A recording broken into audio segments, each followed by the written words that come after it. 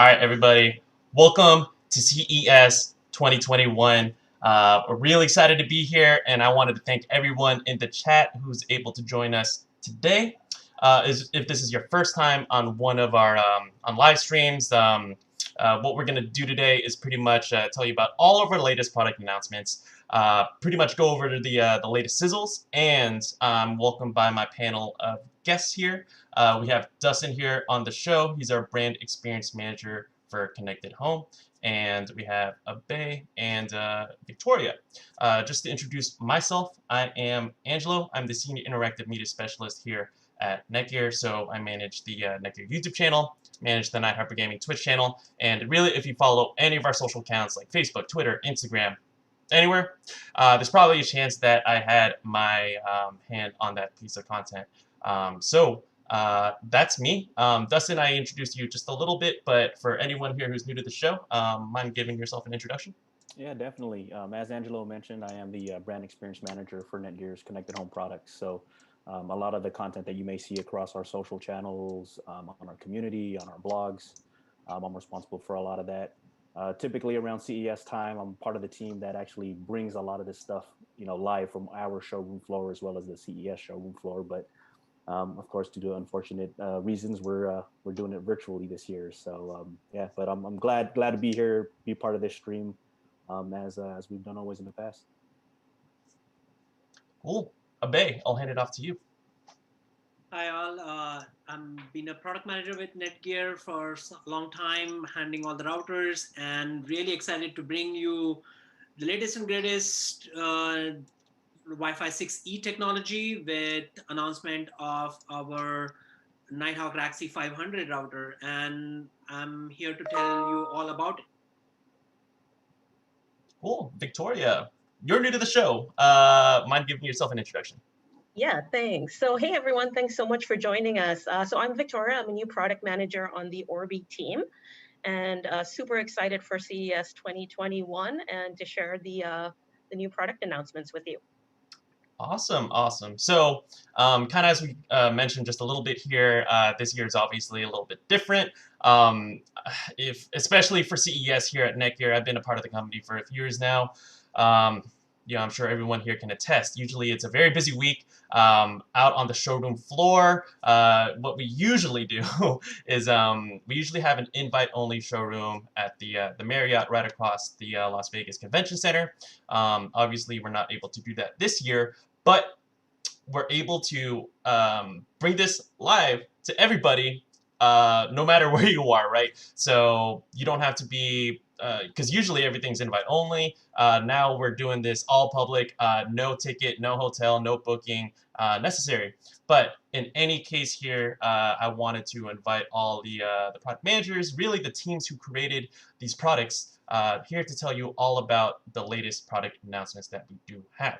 So we kicked off the show introducing the Raxi 500 Wi-Fi 6E router. So this is something that I know hosting the tech support live shows that we do every Friday. We had our virtual event series over the past summer. We had a lot of these questions coming in about, all right, Wi-Fi 6 is great, but then Wi-Fi 6E, you guys were already jumping the gun here. And today we are proud to announce that we have the first Wi-Fi 6E router from NETGEAR. So Abe, mind telling us a little bit about the new technology and kind of the story behind our the new Raxi 500 router? Yeah, sure. So most people who are now working from home or at least using a lot more of their Wi-Fi, while stuck at home, right, know that Wi-Fi is getting congested more and more, and Wi-Fi 6 attempted to solve some of those problems by introducing, new technologies like OFDMA and, even improving on multi-user MIMO. But there is a point at which just the amount of Wi-Fi available to us, like, we talk about in technical jargon, 2.4 gigahertz and 5 gigahertz, is just getting limited, right? So if you're living in an apartment complex with everybody working from home around you, you can just see that your network just slows down. So the help is on its way. Last year, FCC in United States specifically approved use of a brand new band, 6 gigahertz, for a whole lot of Wi-Fi channels. So to kind of give you an idea, and Angela, if you can show the slide 11, Yep. the 6 gigahertz actually adds almost twice the number of channels that are available as compared to what we have now.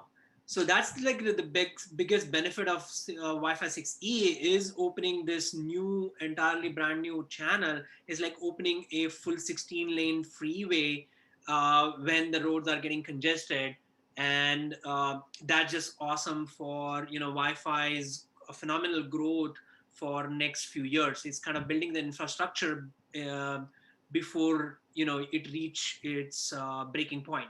So like really excited to look at that and see how it happens. And just to kind of put it in context, last time this happened was 20 years ago when FCC approved use of 5 gigahertz to open.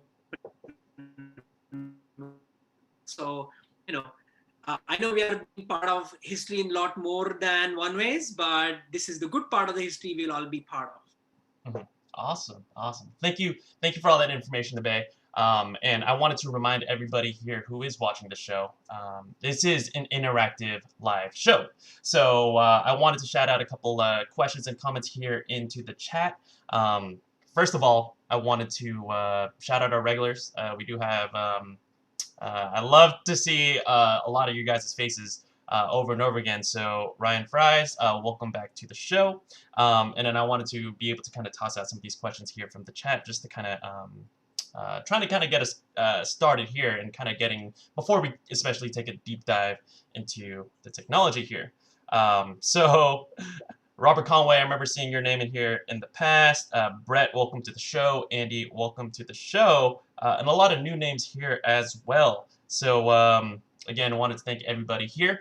Oh, and then also a really good point here is that this is going to be our longest running live stream. So for the first hour, we will be talking about Wi-Fi 6E and mesh. So if that's what the products that you're interested in, and again, encourage you guys to drop in those questions down in the chat, and we'll get to them as soon as we can. 12 o'clock to 1 o'clock, we're going to be talking about mobile, so 5G and fixed wireless. We did announce a new product to our mobile line. We got a lot of new, pretty much we wanted to give you guys the latest in what the 5G world is looking like, just because that is a very new and emerging technology. And then for the last hour, 1 o'clock to 2 o'clock Pacific time, is going to be all about SMB, so wireless for business and ProAV. But again, we're talking about Wi-Fi 6E, and I did see a question coming in from, hold on, I got to go back up a little bit, from Nathan. So the first question that Nathan mentioned here was that, does Wi-Fi 6E include the 6 gigahertz band? Pretty much we talked about it a little bit. The answer is yes. But essentially kind of a bit, if you're able to kind of dig in a little bit into the 6 gigahertz band and kind of why this is so kind of game-changing, especially from the transition to Wi-Fi 6 to Wi-Fi 6E, kind of like what are the difference there between Wi-Fi 6, 6E, and then what does that band allow you to do? Yeah, so Wi-Fi 6E is really, and you can switch to slide 8. It's really combining the benefits of Wi-Fi 6 on a brand new band, which is a 6 gigahertz band. So it essentially, the main difference is the 6 gigahertz, and Wi-Fi 6E actually includes 2.45 gigahertz and 6 gigahertz.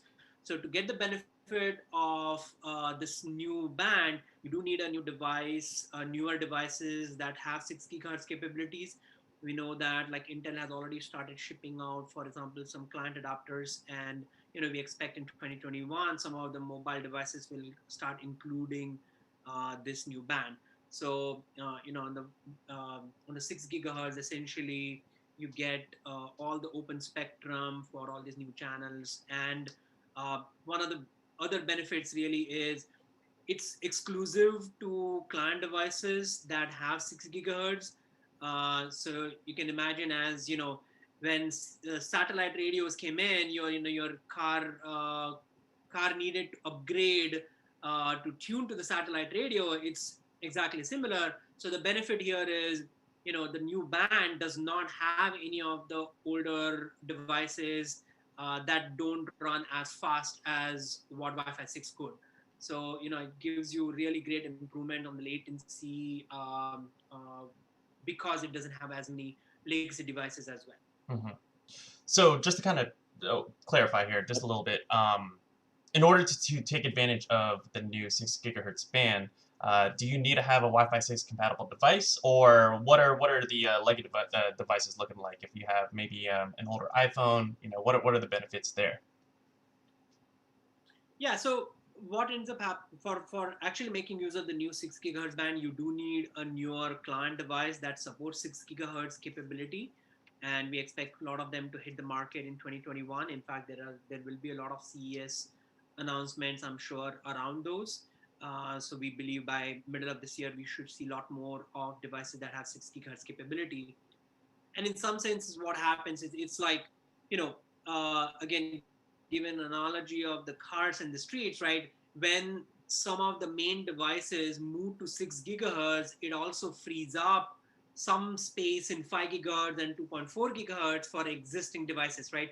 So it's like gives breathing room even for existing client devices when you get these new devices moved off to a faster 6 gigahertz band. Mhm. So in general, it will benefit all the devices as more and more 6 gigahertz capable devices come to market and your home. Awesome, cool. I did want to go to some of the first questions here in the chat. Actually, a comment coming in here from Gerald. Uh, and I want to be careful as the answers that we show in the show. We can't tell you everything that's going on here, but I at least wanted to. I'm going to ask all the questions, even if they're hard to answer. Abe and Victoria. This one's actually a little bit more Orbi related, Victoria, but Gerald says hope to get a firmware update for Wi-Fi 6E for the RBK 752. Did you have any comments on that comment coming in here from Gerald?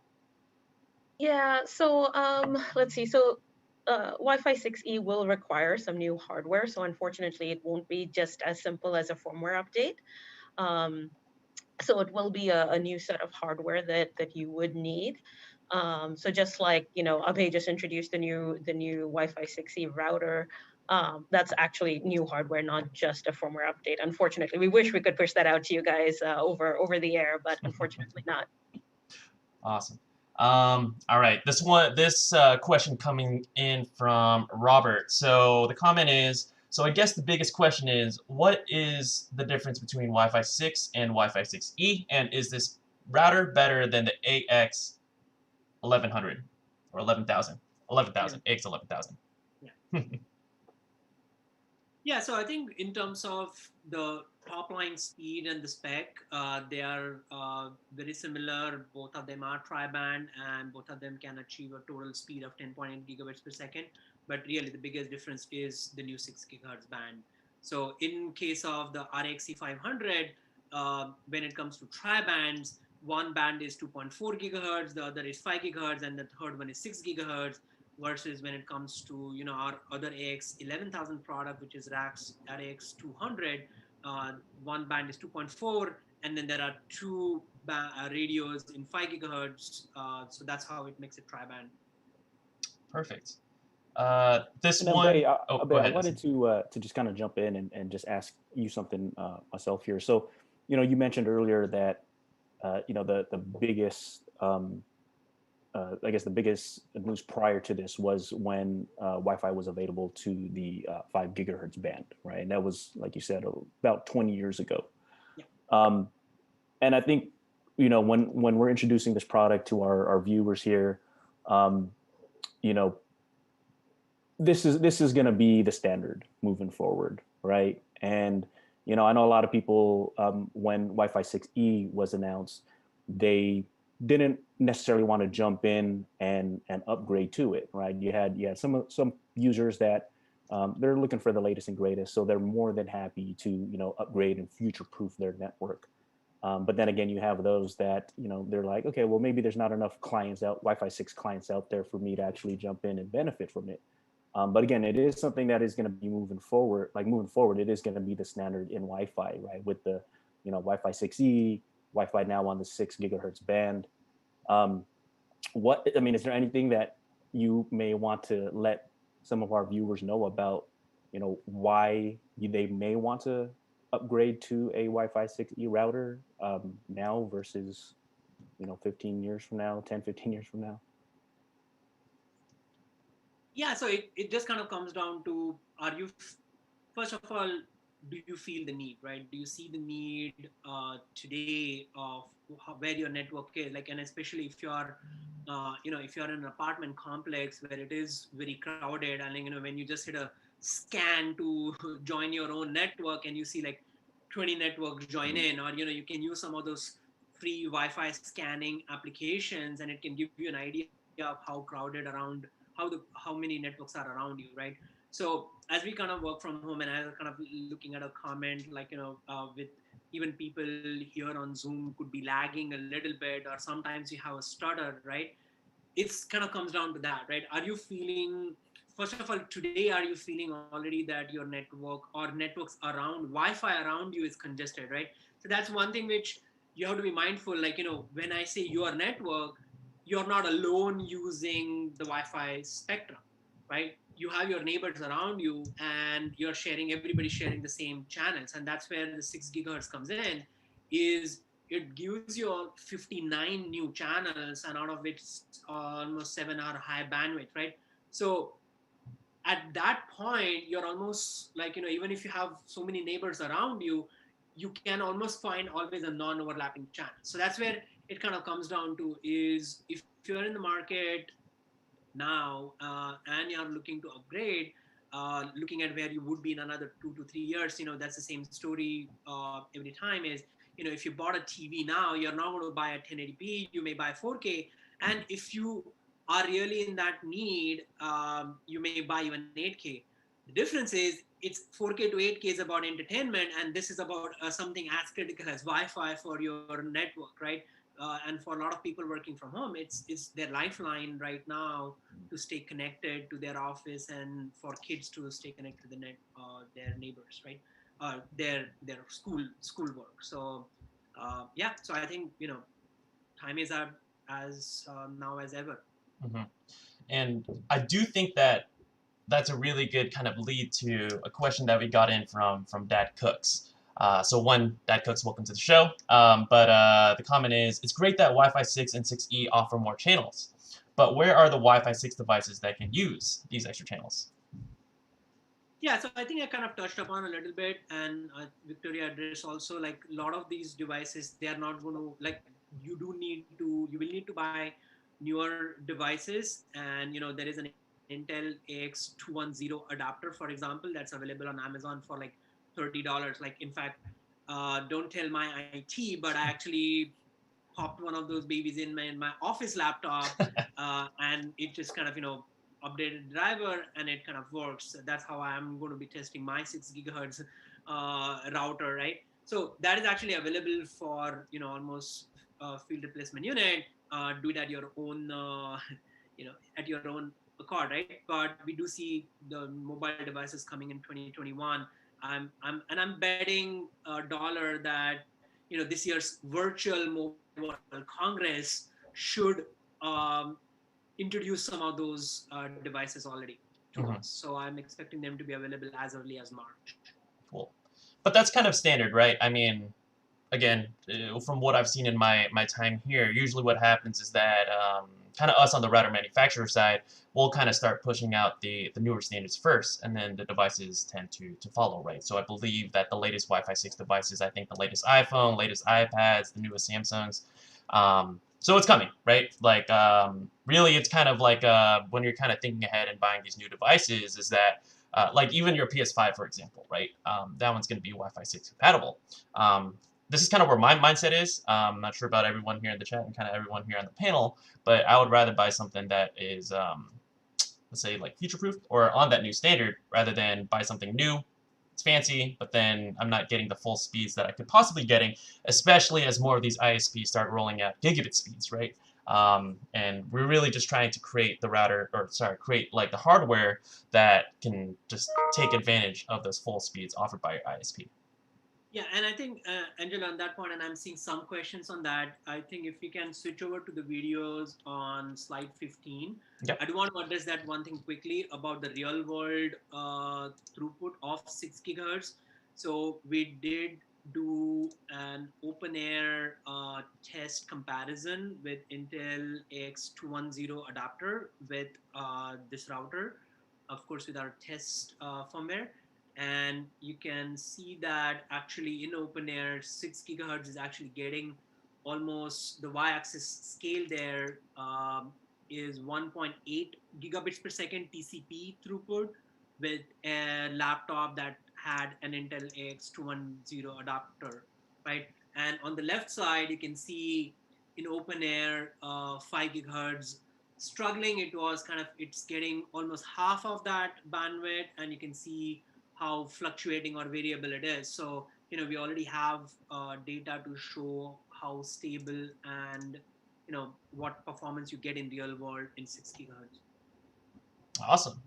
Now, this is a really good visual, especially because, that's what, like, if you guys have been watching for a while, we love being able to kind of show you the visual difference. I mean, because we could talk about it and, you can kind of imagine it the best you can, but it's really seeing this hard data is what's going to be the most helpful here. Just a little side, Ryan Fries, thank you for the comment. Yes, if this is something that you guys are enjoying, if you guys are learning, and you want to see more of these kinds of streams in the future, please, we always appreciate it. Give us a like, give us a subscribe. Again, we're only here when the chat is active and you guys are giving us all these comments that you want to see more of this. So again, we love seeing the questions. Give it a like, and then even if there's something that you want to see from us in the near future, this is your time. So again, drop your questions here in the chat, and then we're going to get to them as soon as possible here. But we do have a lot of questions, and I want to make sure that we make sure everyone here gets heard. And Victoria, I know it's going to be your time to shine in a quick moment here. But we did get some questions here about Orbi. MV, I'm going to toss this one out. I think I know what you're going to say. Will there be a NETGEAR Orbi Wi-Fi 6E AX11000? Well, of course, we are looking at 6E options, so can't really share too much about what's coming up on our roadmap, but of course, you know that we are looking into it. Awesome. We got a question coming in here from Brett.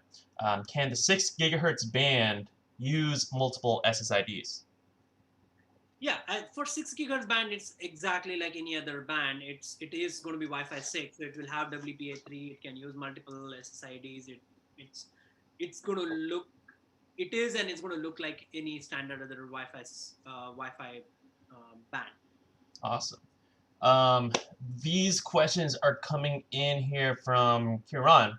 So, what is the theoretical bandwidth of Wi-Fi 6E? What are the real-world speeds that you'll probably get, and can we get full gigabit? So three Yeah, so we questions. kind of address a little bit, right? So the theoretical bandwidth of 6 gigahertz is again same as theoretical bandwidth of 5 gigahertz. So for a 160 megahertz and getting a little bit technical, 4x4 160 megahertz, theoretically you can get like 4.8 gigabits per second of bandwidth. And as we showed that with a real world 2x2 Intel AX2110 adapter, we could get 1.8 gigabits per second of TCP throughput. So it is more than a gigabits per second for sure. Awesome, awesome. We actually got a good question coming in here from Mark. He's asking, what is the coverage of the 6 gigahertz band compared to 5G, or let's say the 5 gigahertz band? Yeah, so I think that's a good clarifying question now specifically. It's like, are people referring to 5G as 5G mobile? Yeah, I know. let's assume it is 5 gigahertz and 6 gigahertz. So with the current FCC rules and regulations that are in place, the 6 gigahertz range is going to be theoretically limited to 1 to 2 rooms from the spot. But it will be a very high bandwidth connection. So you will be able to maintain a very high bandwidth connection up to 1 to 2 rooms, versus the 5 gigahertz range is definitely much longer. It's almost like twice as much as 6 gigahertz. But again, in the real world throughput scenario, your bandwidth is going to be a lot more limited at the edge of the 5 gigahertz. So at some point, regulatory agencies will approve a higher power on the 6 gigahertz, and that should improve the range of the product. Awesome, awesome. All right. So I know we're going to be talking about Orbi in a quick second, and before we do that, just to preface it here, so we did shoot a kind of round of videos actually before this, actually before the holiday break. So before we start talking about Orbi, we're going to go ahead and play that video. But any questions about Wi-Fi 6E, encourage everybody here in the chat to drop them down below. Again, we are kind of doing these in hour-long blocks, so we have about 30 minutes here left on the show to talk about Orbi, and then kind of get your remaining questions here about Wi-Fi 6E. So Abey, I got a few more questions here from the chat. These are a little bit more speculative, but again, I'm gonna throw them in anyway. C-Ago. I think this is maybe just across all of CES 2021, but is there any new modem info today?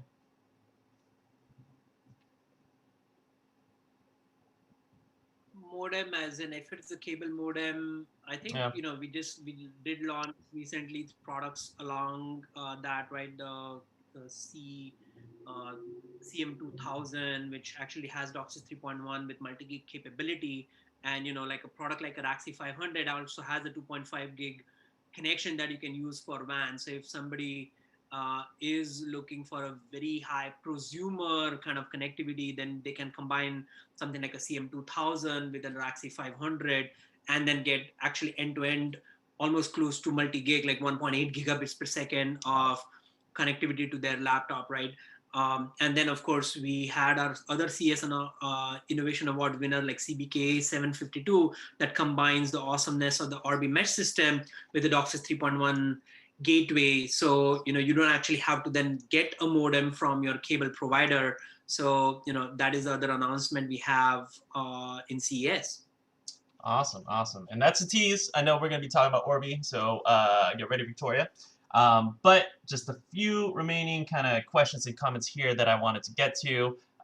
Brett, comment, I'm hoping for a theoretical Oculus Quest 2e with 6 gigahertz. Me too. I think the virtual reality kind of prospects, and I know Brett is kind of our VR guy here in the chat, is really exciting here, because imagine if you could do like untethered VR, essentially cloud gaming. Like, really, when you think about the possibilities here, they really do get that exciting. So just keep on the lookout. All these devices, all these manufacturers, all these companies that are going to be able to utilize the faster speeds here, the unused, as of right now, 6 gigahertz span. So really, I want to get you guys kind of imagining what are the possibilities here on the table. So thank you for that comment, Brett. Robert, can't wait to get my hands on this for an unboxing on my YouTube channel. Thank you for the support, Robert. And again, if everyone here, if you guys are liking the show and you guys want to learn more about essentially Wi-Fi 6E, we'll be happy to essentially do more streams about it. So let us know your ideas. And follow-up question from Robert: is there going to be a Wi-Fi 6E extender? As always, we'll kind of always look at improving our product portfolio and now making offerings along that, but we are not yet ready to share any specific plans on that. Awesome. And one from Ryan, aka Shady Joker. With my family growing and more devices being used in these stay-at-home times, what do you recommend as the best product? And I would say this question goes both to both Abey and Victoria. What is the best product to handle 20 plus devices? Yeah, so I think I kind of sort of lead into it, which is if you are trying to solve coverage issue along with the number of devices, then you do want to kind of consider one of the Orbi mesh systems, and I'll let sort of Victoria chime in there. If you don't have issues with the coverage, then any of our tri-band routers, like we recently started shipping another tri-band router, RAX70 or RX200, depending on the capabilities you need. Any of the tri-band routers can easily handle more than 20 plus devices. Or if you are solving coverage problem, then Orbi is of course the most recommended solution for that. Mhm. Victoria. Yeah, absolutely. So we have two, and I'll talk about this a little bit more, but we have two tri-band Wi-Fi 6 systems in the Orbi family. They're the RBK 750 and 850 series products. Absolutely take a look at those. Those are high-speed Wi-Fi 6, can handle above 40 simultaneous devices connected. So again, like Abe said, it kind of depends on your situation, whether what square footage you're looking to cover, whether you want coverage in your backyard, by the barbecue, by the pool, to your car that may be on the driveway. So it really does depend on your situation. I live in a small apartment, so for me, a router is just fine. For people who live in a house that might have a dead spot here and there, absolutely, I think Orbi is the best choice for that. Awesome.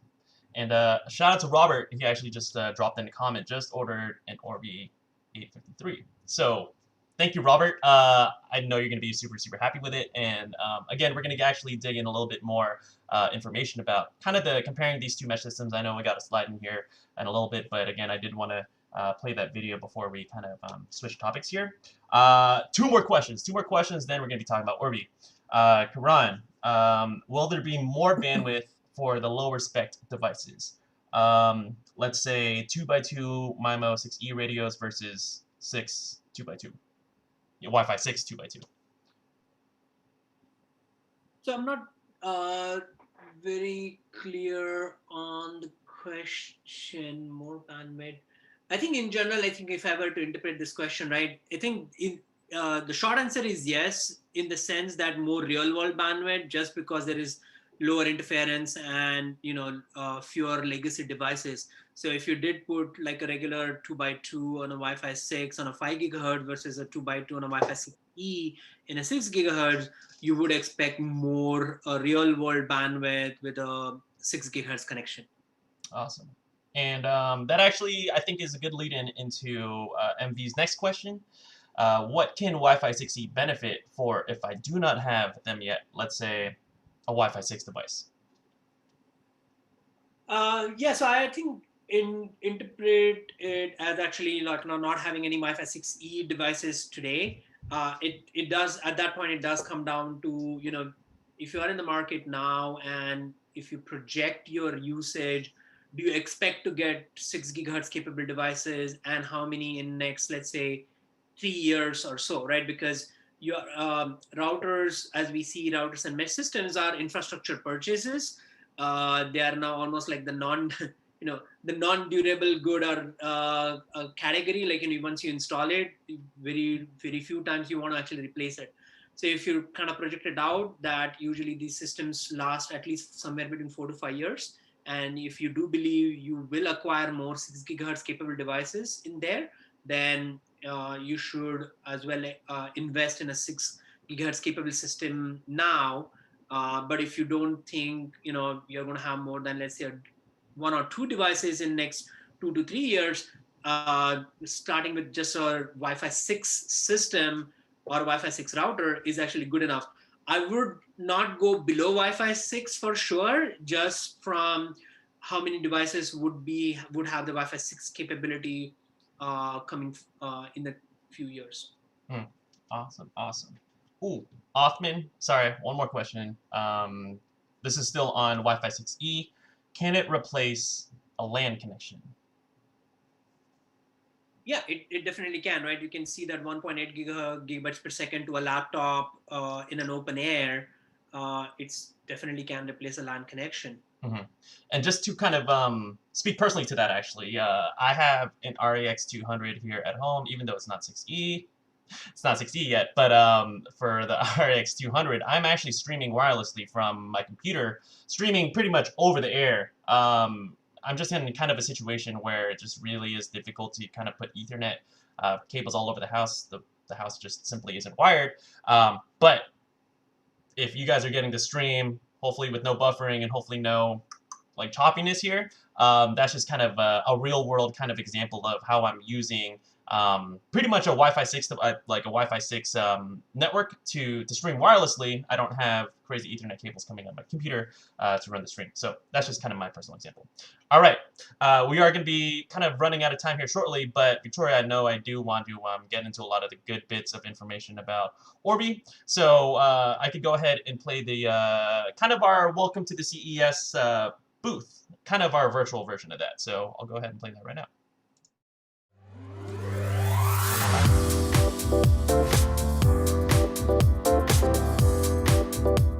It's time to level up your Wi-Fi with Orbi tri-band Wi-Fi 6 systems from NETGEAR. My name is Victoria, and I'm the product line manager for Orbi. Today, we're exploring the RBK 850 and 750 series Wi-Fi 6 systems. Many larger homes have dead zones where it's impossible to get a good Wi-Fi signal.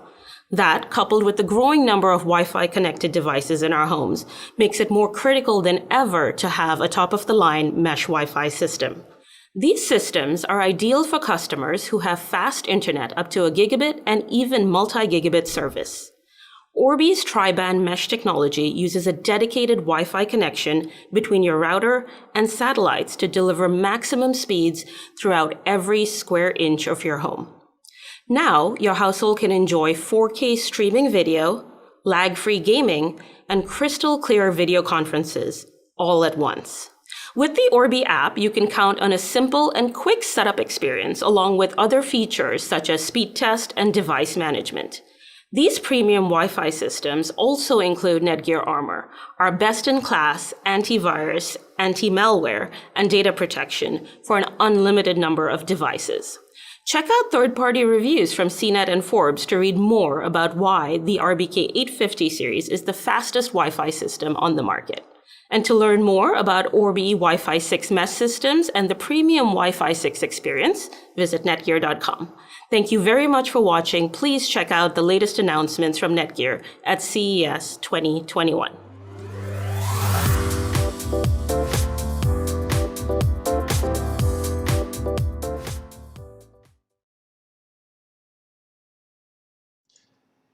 And we're back. Awesome. All right, so Victoria, of course, this is your first time here on the show, so I'm going to throw you into the deep end here. What is the latest news about Orbi? Yeah, so let's see. So just a quick intro to Orbi for anyone who might not be familiar. So Orbi is a NETGEAR line of products that is a mesh Wi-Fi system comprising of a router and at least one or more satellites, with the intention to make sure that your whole home has great Wi-Fi coverage. So I think many people here are familiar with the Orbi product lineup we have today. So that's the RBK 750 and 850 series. These are Wi-Fi 6 tri-band products, and they are designed to deliver the best Wi-Fi performance today. What's new? Actually, this product just won a CES Innovation Award, so we're really excited about that. So that product is the CBK 750 series, which combines a DOCSIS 3.1 cable modem along with the RBK 750 series. So you're kind of getting a two-in-one product. And the main benefit of this is that you don't have to actually rent a great modem from your service provider. And if you go to the next slide, Angelo, I think we'll see that there. I think on average people save over $150 a year, just not renting that. So that's the new announcement for CES from us. Just a quick note on pricing. We do have, you can buy this in different configurations. We do have just the router on its own that does have this cable modem in it, and that's $449. And then you can also buy that plus one satellite for $599. And, we talked a little bit about future proofing in terms of devices earlier, but one thing that we don't talk about quite so much is future proofing in terms of your home and the systems that you choose, right? So one of the greatest things about Orbi is that we have satellites that you can add on to your existing Orbi system. So let's say you buy, the CBK 752, you got 2 units there in that package.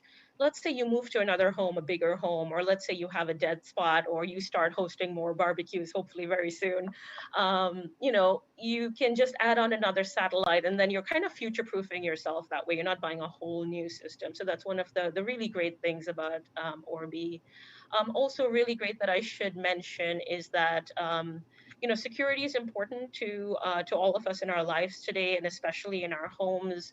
And these products also come with Netgear's Armor, which is our security um, standard now for that's available on all Orbi products. So if security is something important to you, we do have a great 30-day free trial of Armor as well, and that's of course supported on this CBK 752 as well. Awesome. Thank you, Victoria. Absolutely killed it, even though I kind of just threw you in there. But I did want to. We did get a couple questions in. While we're playing the Orbi video, so we got one question coming in here from Mark. He has a lot of Wi-Fi devices, and he's curious what would be better for him in his solution. Would it be Orbi, or which Orbi system versus Orbi Pro? I know we didn't mention that, but to anyone who's new in the audience, what would be better for kind of a home situation, Orbi Pro or Orbi? So great question. So I think it kind of depends on what you're looking for. So in terms of device support, I think you'll get the same device support in both the Orbi and Orbi Pro solution. So especially if you're looking at if you're looking for something that'll help you stream simultaneously, game simultaneously, learn, do all of these things simultaneously while still being connected to your Ring doorbell and Nest thermostat and your garage door opener and all of that. So that's really what we mean by this simultaneous device connection, and that Wi-Fi 6 and of course 6E can handle that really well, much superior to other older Wi-Fi standards. But the RBK 850, I mean, if you're looking at, if you want just the top of the line, like something that's going to work today but be great for next year as well, today that would be the RBK 850 series. Mm-hmm. Awesome.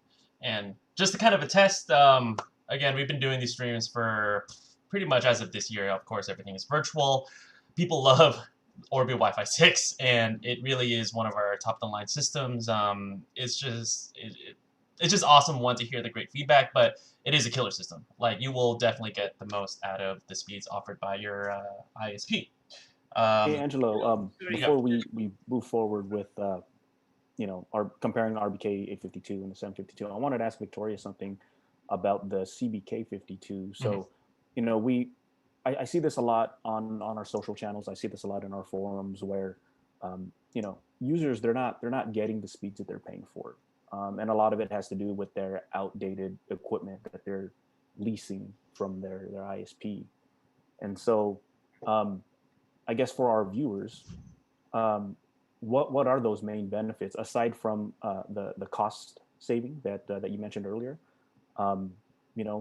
What about the performance? How much better is their performance going to be if they were to upgrade to a system like the CBK 752?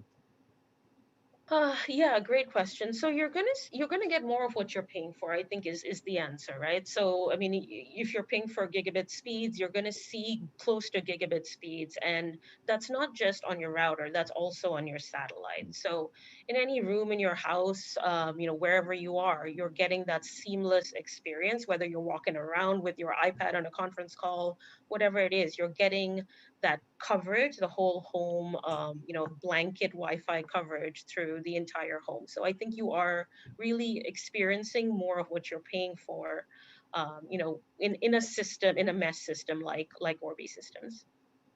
Mm-hmm. Cool. All right. Okay. So I said hour-long blocks, but in reality, we're going to do about 5 minutes left here on the show. I do need some time to transition actually over to, again, remember, we're going to be talking about 5G and fixed wireless in the next hour-long block.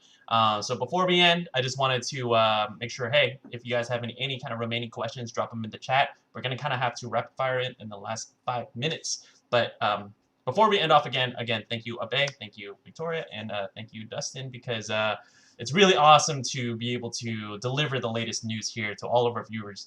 and really just kind of have these conversations in real time. This is just simply something that we couldn't do even in years past, is have that live conversation from the customers, from all you guys out there, from all our fans who you guys really are dedicated, and we'd love to see that. So thank you again. Last question I wanted to ask Angelo Yep. for both Abe and Victoria. You know, CES, there's always these trends from year to year. This year, obviously, streaming is big. You know, you have a lot of big, you know, movie productions who are putting their movies directly to streaming services versus in the theater. You know, fitness at home, that's big. You have all these different services now where, you know, you can either use like a Peloton bike or, you know, different exercise services through your laptop, through your tablet. So, you know, we talked about earlier where working from home, school from home, I mean, that's big. Now we have entertainment from home as well. That is going to be more than likely, it's not going to go away in 2021. And so, you know, with, you know, an Orbi system, with a Wi-Fi 6E router, you know, how is that going to help really just, I guess, solve those issues that people might be running into, right? Where again, maybe they're not able to they don't have enough bandwidth to make sure that their streams are lag free, or, you know, that they're not buffering. Like how are these two products, or just, you know, these two lines, how it's going to help you know, people moving forward? Yeah, Abe, do you want to go first?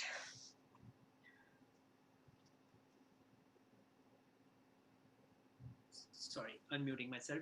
Yeah, on the 6 gigahertz, right? It just brand new bandwidth, right? It just completely free of any of the existing devices. So, you know, 8K actually, believe me or not, we have of course looked at it.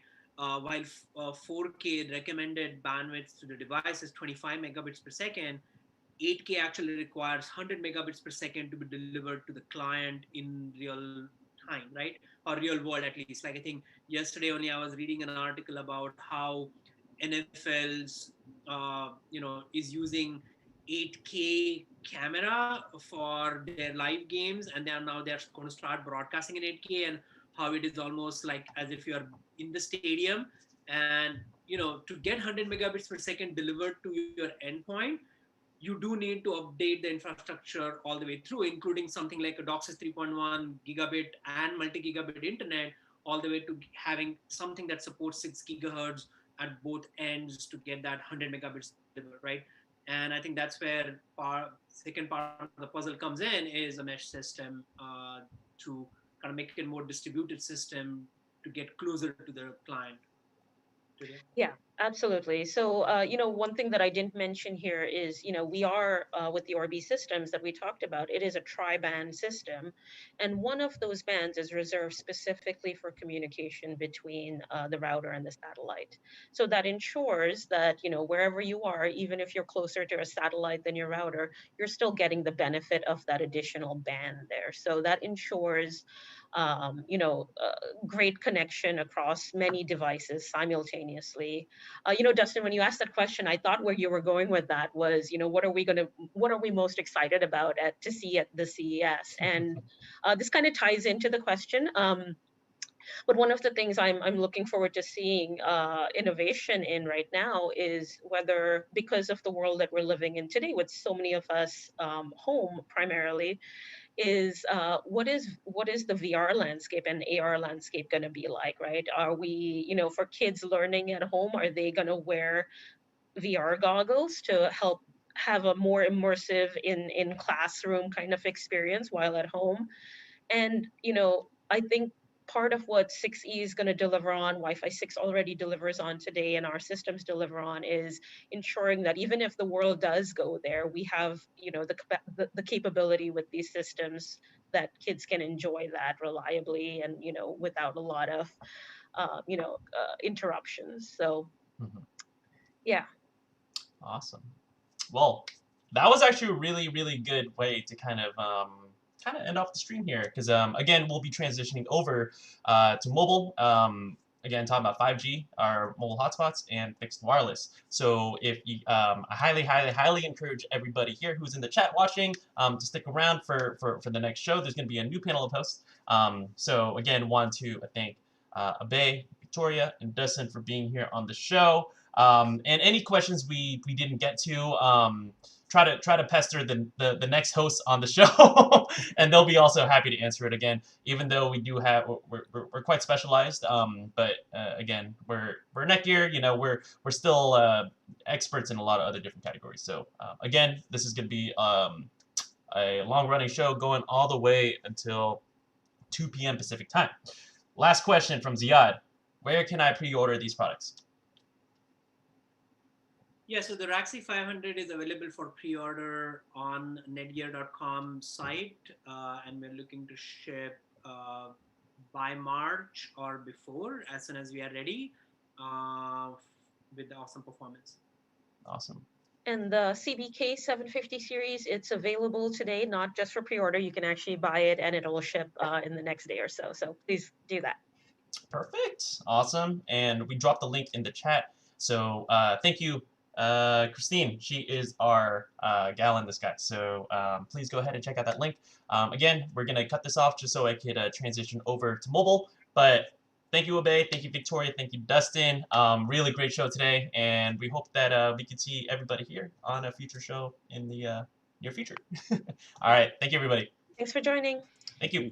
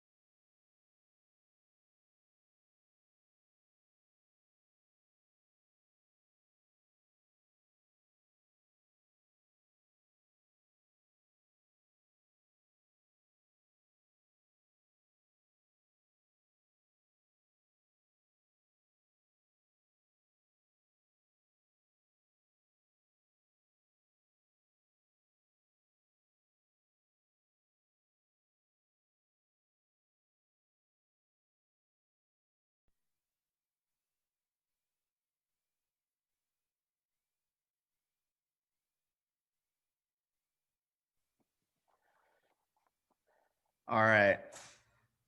For a moment, we were a bunch of soundless heads, but now we have some audio here. So apologize for the technical difficulties, but to go back to the start, welcome. If this is your first segment of the show, this is a 3-part CES show from NETGEAR. We're going to be discussing 3 separate topics relative to the products and services we're going to be emphasizing during the CES event. I'm joined by an awesome team of 4 people. We got myself, I'm Alec. I'm an interactive media specialist here at NETGEAR. I do some design and photography for the company. And with me, I have Michael, Janice, and Max. Michael, if you want to introduce yourself, please. Everyone, I'm Michael, Technical Marketing Manager at NETGEAR. Really looking forward to the show and seeing what sort of questions you have on the fixed wireless. And Janice, go ahead. Hi, I'm Janice. I'm from the product marketing team for mobile products. And Max. Maxu here. I'm a senior product line manager here at NETGEAR for mobile. Again, exciting to be here to talk about some mobile stuff with you guys. Cool. And so the format of the show is we've got kind of our own topics to discuss on our script here. But if you guys want to interject and ask any questions, we'll be trying our best to address all of them. As a reminder, we're not going to be answering any tech support questions. We're going to be strictly talking about 5G and wireless here. So if you do have any tech support questions, we do love to answer those questions, and you can come back and join myself and Michael here on Friday, and we'll be doing all of our regular tech support programming that day. But to jump into it, we've got really 2 new products coming out for CES this year. And those are going to be the LM1200 and the LAX20. And we're just going to touch on them briefly here and get a little bit more into them later in the show. But Janice and Max, do you guys want to, kind of take turns discussing what are those products and really what do they serve? What's their purpose? Yeah, sure. I'll jump into it. So in December, we introduced one of our first Nighthawk Wi-Fi 6 LTE router, which is our LX20. It's our first mobile 4G LTE router with the Wi-Fi 6 technology, right? So this is really the one come right after our Orbi LTE router that we launched in July. So for those who are looking for Wi-Fi 6 capabilities on the Wi-Fi technology, along with the 4G LTE integration, now we have an affordable solution for you, which is our LX20. It's currently available on the Best Buy and bestbuy.com, and also on netgear.com. Okay, Janice, do you want to touch base on the LM1200? Sure. The LM1200 is our 2nd generation of LTE modem that we have at NETGEAR. We've had a series of LTE modems for quite a few years now at NETGEAR. And they're simple modems that you can just insert a SIM and then connect it to a laptop or another device via the WAN. And then you have the network right away on a 4G LTE feed. So it's great for connecting if you happen to be in a location where you don't have great wired solutions for connecting to the internet. You can just go on the 4G LTE network. So it's an affordable solution and a quick and simple one with no software setup required. Yeah, and there's really a lot of use cases where these products come into play, and we'll get more into that later in the show. But we do have, I believe, a video to show to kind of give a little bit more detail on what products we are releasing in this segment and what we are emphasizing as a company in this segment. So Angela, if you want to transition into that video, let's go ahead and do it.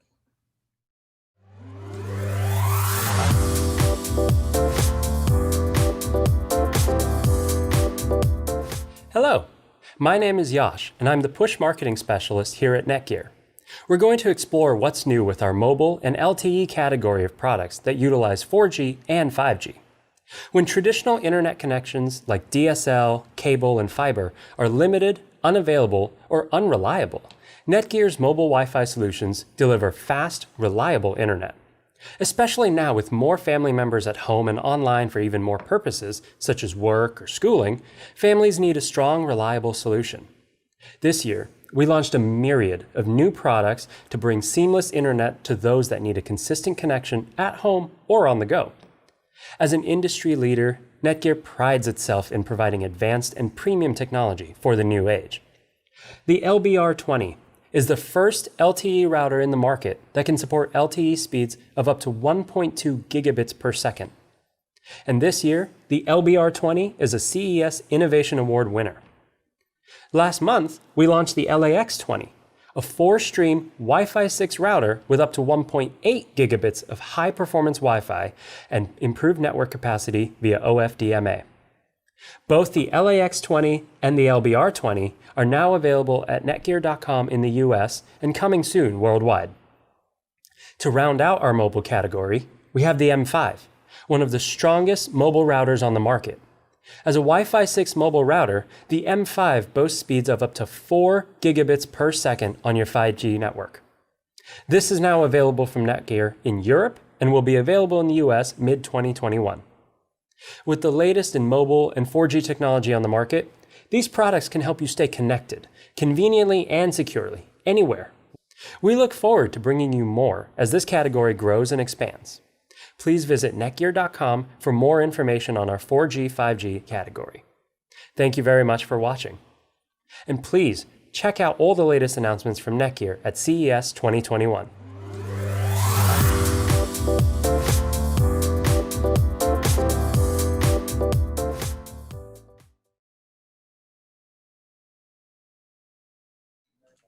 All right, and we are back. So hopefully that video was informative and you enjoyed it. It was actually some of our first time seeing it, and it was a great video. So we hope you thought so too. But we're going to transition into our first topic here, and that's going to be 5G. And guys, just as a reminder, feel free to ask any questions.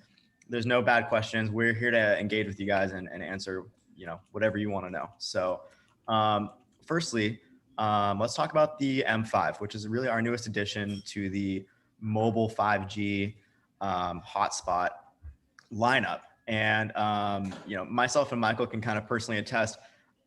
Pretty much every week in Tech Support Live, we'd have people asking, when's 5G coming out? They're really looking forward to this product. Wi-Fi 6, 5G in such a small format, it's pretty cool. So why don't you break down, Janice or Max, what besides being a 5G Wi-Fi 6 unit is the M5? What more does it do? Well, the M5 can connect now up to 32 Wi-Fi devices anywhere you go. So like all our usual hotspots, the main functionality is to keep you connected on the best speeds possible as you're out and about and anywhere you may be working. So it's great for secure portable Wi-Fi that's your own. You don't have to go on a public network and it's your own. You're essentially connected to the same devices anywhere you go. And you can share it with guests as well. If you have a team that's temporarily with you and you need to help them stay connected and work on, streaming or downloading media or uploading files, what have you. It's a way to securely work anywhere you are. And then on the family side of things, you can also use it for personal use as well. So we've really combined the best of our technology with this product because it's got the latest Wi-Fi 6 and then, of course, the next gen at 5G. So if you're in a 5G network area, then you can connect to 5G speeds, which then brings 5G to your devices that may not even be 5G themselves. So that's a great way to get 5G speeds right now on your current phones and your current, tablets or laptops. So you can really enjoy 5G. I think another really, that's a really good point, Janice. And another good highlight here is when we design M5, we want this device to be more versatile. So we are adding additional gigabit Ethernet ports along with the 2 additional external antenna ports for home use, right? So merely for those who like to merely use the 5G or cellular connection at home, M5 will be one of the best device you can ever get. So you can simply connect M5 to any wireless routers you have at home, right? And then if you're not happy with the wireless signals, because again, with the compact form factors that, you got to understand it's a thesis, right? The antenna might not have the best receptions at home. So that's why we're including additional 2 TS9 antenna connectors, allowing user to use their own high gain antenna to improve the LTE signals. So for any users who like to use at home, M5 is also the best device best solution you could ever get. So again, it's a versatile design for on-the-go out, business trip design and also in-home use that really suitable for everyone. Yeah. Yeah, and we've actually had some people at Netgear actually use. I mean, we're talking about the M5, but they've used the M1 to power their whole home. Exactly. Now M5, it's the 5G Wi-Fi 6 iteration of the M1. I mean, I know we're not really doing too much business travel now, but it's really something that you can use to power your home and then take with you if you need to travel. So that's a great use case for, more what we used to call normal times. But for work from home, how can the M5 be utilized in that scenario? Well, one of our colleagues use it as backup when their wired cable or DSL internet connection is not reliable, or somehow, with so many people staying home these days, working from home, that's got to be shared to a certain degree, to a much larger extent than ever before. So having the M5 as a backup, he just switches to M5 when he finds that the cable is not really working out for what he needs to do. And it's just a great, reliable backup solution.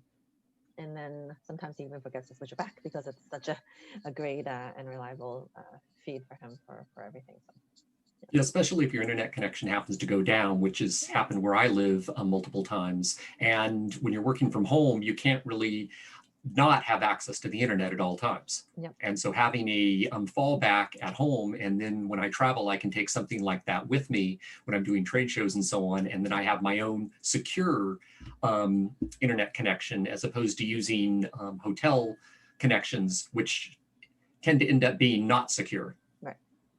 And also when power goes down, when power goes down during, whether it's a storm or a scheduled power outage, anything that would interrupt your wired solution, this is a great one to use. Yeah, and in fact, so when you mentioned that, where I happen to live in the Santa Cruz Mountains in California, one of the things that PG&E was having to do, our power supplier, was when there were really big windstorms, they would have to turn the power off because they were worried about wildfires. Right. Unfortunately, because of all of the damage that's happened from the fires, now when PG&E turns the power off, they also turn off the internet connection, which is Comcast, because Comcast cell sites don't get any power. And even though I have a generator so I can power my home, I still don't have an internet connection. So using the cellular connection instead means that I can continue to work even when there literally is no wired internet connections available because the power has been turned off of everything. Yeah, what we're basically striving to offer is just flexibility with our products. I think another very popular use case for users, or for me myself, I don't want to do the work from home stuff and sharing the bandwidth with my families, right? So I have M5, M1 as a dedicated Wi-Fi for my own, work-related stuff is very useful. So I really don't have to worry about, what's going to happen when I'm doing the conference call and my kid is streaming or playing video games and really going to suck them, hugging off my bandwidth that, will make some of my applications unusable, right? So M5 is another really good devices for those users who wanted to have the dedicated connection just for their work-related items. Yep. And it separates it from your home as well. So you don't have to worry about security or anything like that. Right. Exactly. Totally. Yeah. I know having that separate network can be valuable for a lot of, big families and stuff like that. So definitely a good use case for work from home. And, once we get into the post work from home era, it's something you can, like we mentioned before, take with you on business trips. It's got a lot of dynamic use cases for it. But I did touch a little bit on how it is a predecessor to the M1 in a lot of ways. It does have 5G, it has Wi-Fi 6. How else is the M5 kind of the newest version of the M1? What does it innovate on from that iteration? So I think you covered, like the 5G is the biggest portion, right? 5G, again, the big three takeaway from 5G technology is really much faster speed, right? You can get in a lot of areas, if your carrier support it, you can get a gigabit plus speed on the 5G networks. and also it's much lower latency, right? And that means a lot of things, application can be real-time communication, right? That will enhance or enable a lot of new use cases like smart city farming, all these things for business, or even, immersive gaming experience. And third one is really, the much better massive capacity, right? So I think all of you guys experience that. A lot of time you go to arena or you go to some like concert live events, your cell phone won't stop loading because so many people all packed out there to share the cellular bandwidth. So in a live event, a lot of time you couldn't really share or tweet any of your content because all got blocked out. And with the 5G technology, all the things become non-relevant, right? You can because of massive capacities, now even in arenas or any live event, you can still do the video call, live sharing to your friends without getting any cut up, right? So 5G is really, really a big thing, right? And then we married with the Wi-Fi 6 technology to make sure you can really deliver the best throughputs to end devices. I think and next really good points for the M5 compared to M1 is the touchscreen design. Right now, I know a lot of people like this circle screen design on the M1 that you have very informative information up there. But on the M5, we take to we push the envelope and we adding a very responsive, capacitive touchscreens in the front panel. So you don't really have to always go back to your phone app or a NETGEAR mobile app to really manage in the device setting. Everything can be done on the touchscreen itself. So again, for a lot of people, it's more intuitive, much easier, faster respond to for users today. Yeah. And it's interesting when you mentioned about being in large arenas and things like that. Well, the event we're doing right now in real life would be a perfect example of that. At CES, they have 120,000 people that attend that. And that is the sort of place where the normal 4G cellular just isn't capable of handling that many people without it being just overloaded. Right. Cool. I do want to have Max actually show the product, but before we do that, because Max, you do have an M5, right? I do. Problem is, it's out of. I was messing around with this last night, so it's out of battery right now. So, but this is the actual products. It's very compact. I don't know if it covers up. It's very tiny, compact device, can just the size of my palm, right? And the touchscreen style here is, and you can see the Ethernet ports and 2 additional TS9 antenna ports in the back on the side.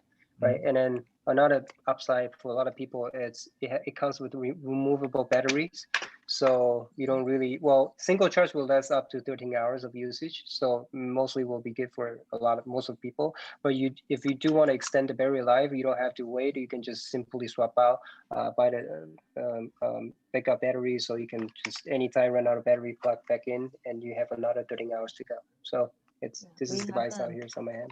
Yep. There's the option to the no battery operation. So simply exactly charge the that battery too. and plug it in. Yeah. And Luke Holland actually brought up a good question that maybe you have some more information on just in general, is will 5G become more accessible in 2021? What's actually happening with that? That's definitely yes, right? All the carriers today, like including Verizon, AT&T, we're talking about purely North America, but worldwide regions, a lot of countries like in Europe or Australia, they somehow they are faster than our deployments. But at least in here, we are seeing all the carrier are massive pushing on the 5G envelope this year. They all claim the nationwide coverage today, right? You can see a lot of you guys were seeing the marketing terms coming out. Or many of you are actually being covered by the 5G networks. However, you may not see all the 5G benefits yet in the United States because there's still a lot of backend system needs to be really improved at this point. So again, what you will be seeing is really 5G networks becoming, first, the coverage will be better and better. So you will see a lot of time your device will automatically hop onto the 5G networks. And second is really, you will see a majority of the speed improvements on the 5G networks. Because I know a lot of you guys were seeing the speed test review online or on YouTube. Today, you're still seeing LTE events or so-called 5GE from AT&T is a lot in some areas running much faster than 5G. That's merely because the 5G backend deployment is not fully mature yet, right? So in 2020, you will start seeing that things getting flipped. You will really start seeing the 5G are winning on the speed alone with the latencies and some capacity improvement as well. So that's going to be the major improvement. especially in 2021. It's certainly great to get the device now, get the 5G hotspot today. Exactly. Because then you're future-proofing for all that's to come, certainly this year and definitely by 2022, and basically prepare all your devices to be 5G ready. Yep. Right. So, So if you're, yeah, I think it's a good point. If you're really looking to buy a new hotspot today, we highly recommend you to go after 5G at this point instead of looking back for getting the LTE solution, because that will really, be future-proofing your networks and devices. Yep. So is the M5 considered an unlocked unit? In US today, Yes. we only selling exclusively in AT&T. Janice, you can cover that. You can touch base on that one. Worldwide regions, we do have M5 unlock available in Europe at this point. So that's the current status. Okay, thank you. Well, yeah. I think oftentimes people kind of going back to like, now is a good time to buy. A lot of people often hold out on buying kind of the first revolution of a product. But I think that to kind of wrap it all up, we have come far enough with 5G technology that there's no reason to hold back anymore. I mean, you have the iPhone with 5G, you've got the new Samsung with 5G. I'm sure if you've been on TV at all in the last day or week, you've seen 1,000 5G commercials. It is expanding, and there is really no reason not to buy that technology now. This is actually our second 5G device with AT&T. The first one we announced at the last CES, and that was millimeter wave. But then this latest one with them since September is millimeter wave and sub-6. So even better, sounds like. Awesome, cool. So let's, if anybody has any more questions about the M5 or 5G, feel free to drop them in the chat. We'll try to come back to them, but we are gonna move on here now to fixed wireless. Firstly, that term might not make sense to a lot of the viewers. So anybody who wants to take on the challenge, what is fixed wireless and what are the use cases for it in a network setup? So I'll take that. Mobile is the generic word worldwide for, in North America, we call it cellular network, right? And then in Europe and other regions in APAC, they're more mobile network, which is then wireless. Basically the network that's wireless, like the way we've known our cell phones for the last 10 plus years. You get connected to a phone line wirelessly. You can talk anywhere you are. Sometimes reception is not great underground and behind concrete walls and whatnot, but in general, you can connect pretty much everywhere. By the same token, now we're talking how you can do that on the internet, right? So on our phones, we've been able to go online with data forever. We've been able to surf faster and faster now. So that's what we're trying to do with these products. When you're in a fixed location, so let's say your home or your office or your school, wherever it's a location that you're not moving around, that's what we're talking about on the fixed side. So when we compare, or when we combined fixed wireless together, we're talking about staying put in a certain area, but using the wireless network, cellular or mobile network, to connect to the internet. Yep. And you could also think that normally most fixed wireless device would be something that isn't battery powered. It's not something that's meant to be mobile, while the fixed wireless is ones that are normally AC powered. Yes. You need Gotcha. to And somewhere. we touched on a couple of the products at the very beginning of the show, the LM1200 and the LAX20. But now that we've kind of reached this topic, let's kind of dive into more of what those are and what use cases those serve. Starting with the LM1200, what is it? Who does it suit best? What scenario does it suit best? Max, do you want to give us? I think the LM1200. Yeah. So, well, Janice, do you want to cover the LM1200 first, or I can do it? Some of you who have maybe known us for a while have seen our current or even our first lineup of LTE modems. They were called LB series, and they were best used, I would say, by at first business customers. And for example, a food truck who needs to process payments and rely on the mobile network or cellular network for payment processing. In the truck itself, which is moving around and you don't have a cable or DSL connection to the truck itself, they used this LM or the LB modem back the way we have now is LB. They connect to the internet using that. So they put in a SIM into the modem. It's a very simple modem. The SIM goes in the modem, it's connected.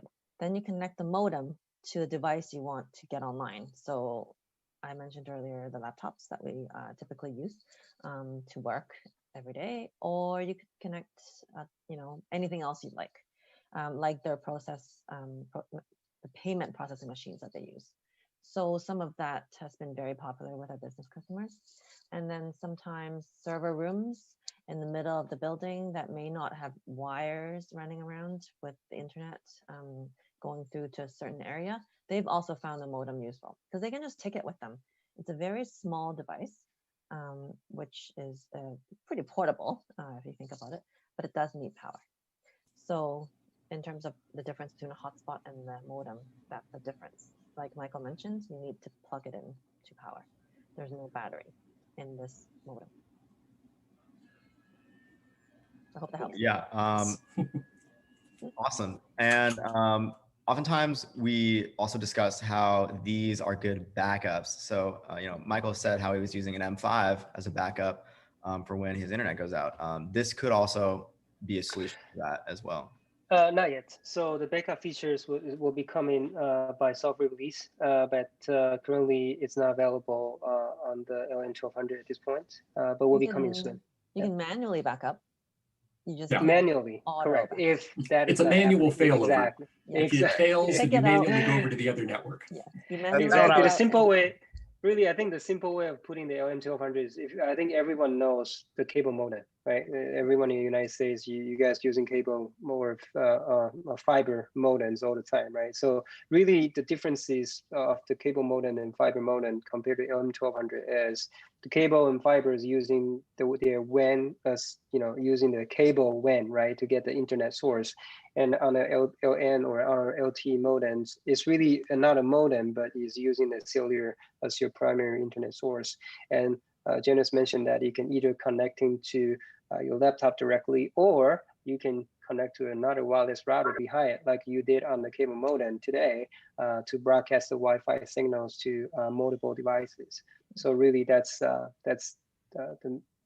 I would put on our LM1200 today. And again, it's basically where you are. So the location matters a lot. Whether you have a reliable connection on the wired network today, and whether if that doesn't exist and there's no other option, this is the product for you because it solves all that with all the flexibility you need, right? And you can take it with you as long as you have power. And when you're actually in your home, as Max said, you can connect a router up to it, so you can broadcast the Wi-Fi signal more, and you can let the router handle all of the traffic inside your home. And then the LM1200 is just handling your internet connection, just like a regular modem. Yep, that was basically the LM1200 as a modem is the product we first came up with before we had these new combination products, which we'll talk about in a second, right? The LAX20 and the LBR20. Yeah, so let's get into that. The LX20. This is something we've released fairly recently, and it is a part of our Nighthawk line, which is exciting, our more premium line. Max, do you want to talk about the LX20 and what it does? Yeah, sure. So I covered up a little bit in the beginning. So LX20 is our first Nighthawk Wi-Fi 6 LTE modem, right? It's really the first time we're integrating the LTE modem into our Nighthawk router. Right, so it has AX1800's 2+2 Wi-Fi configurations, along with the Cat6 LTE cable modems built-in, that can support speed up to around 300 megabit per second. However, it varies depends on your locations and your device capability. But in general, it's a very good hardware spec for a lot of users, especially the one in the rural areas that couldn't access to the fixed or broadband fast internet, right? Services from like cable, such as cable or fiber networks, etc. Right? This LX20 will be the perfect solution for those who merely can only get really slow DSL speed or cellular internet's often not reliable, right? And now they have an alternative solution to use the LTE cellular as their primary internet, and which mostly will allow them to get a speed around 25 to 30 Mbps. So which are most suitable for majority of the home use, like if you have IoT device, etc. Really that's what the speed you'll be looking for. Yeah. So there's a lot of more gimmick that we're putting on this device. We had a Nighthawk app control, also the failure always on internet features.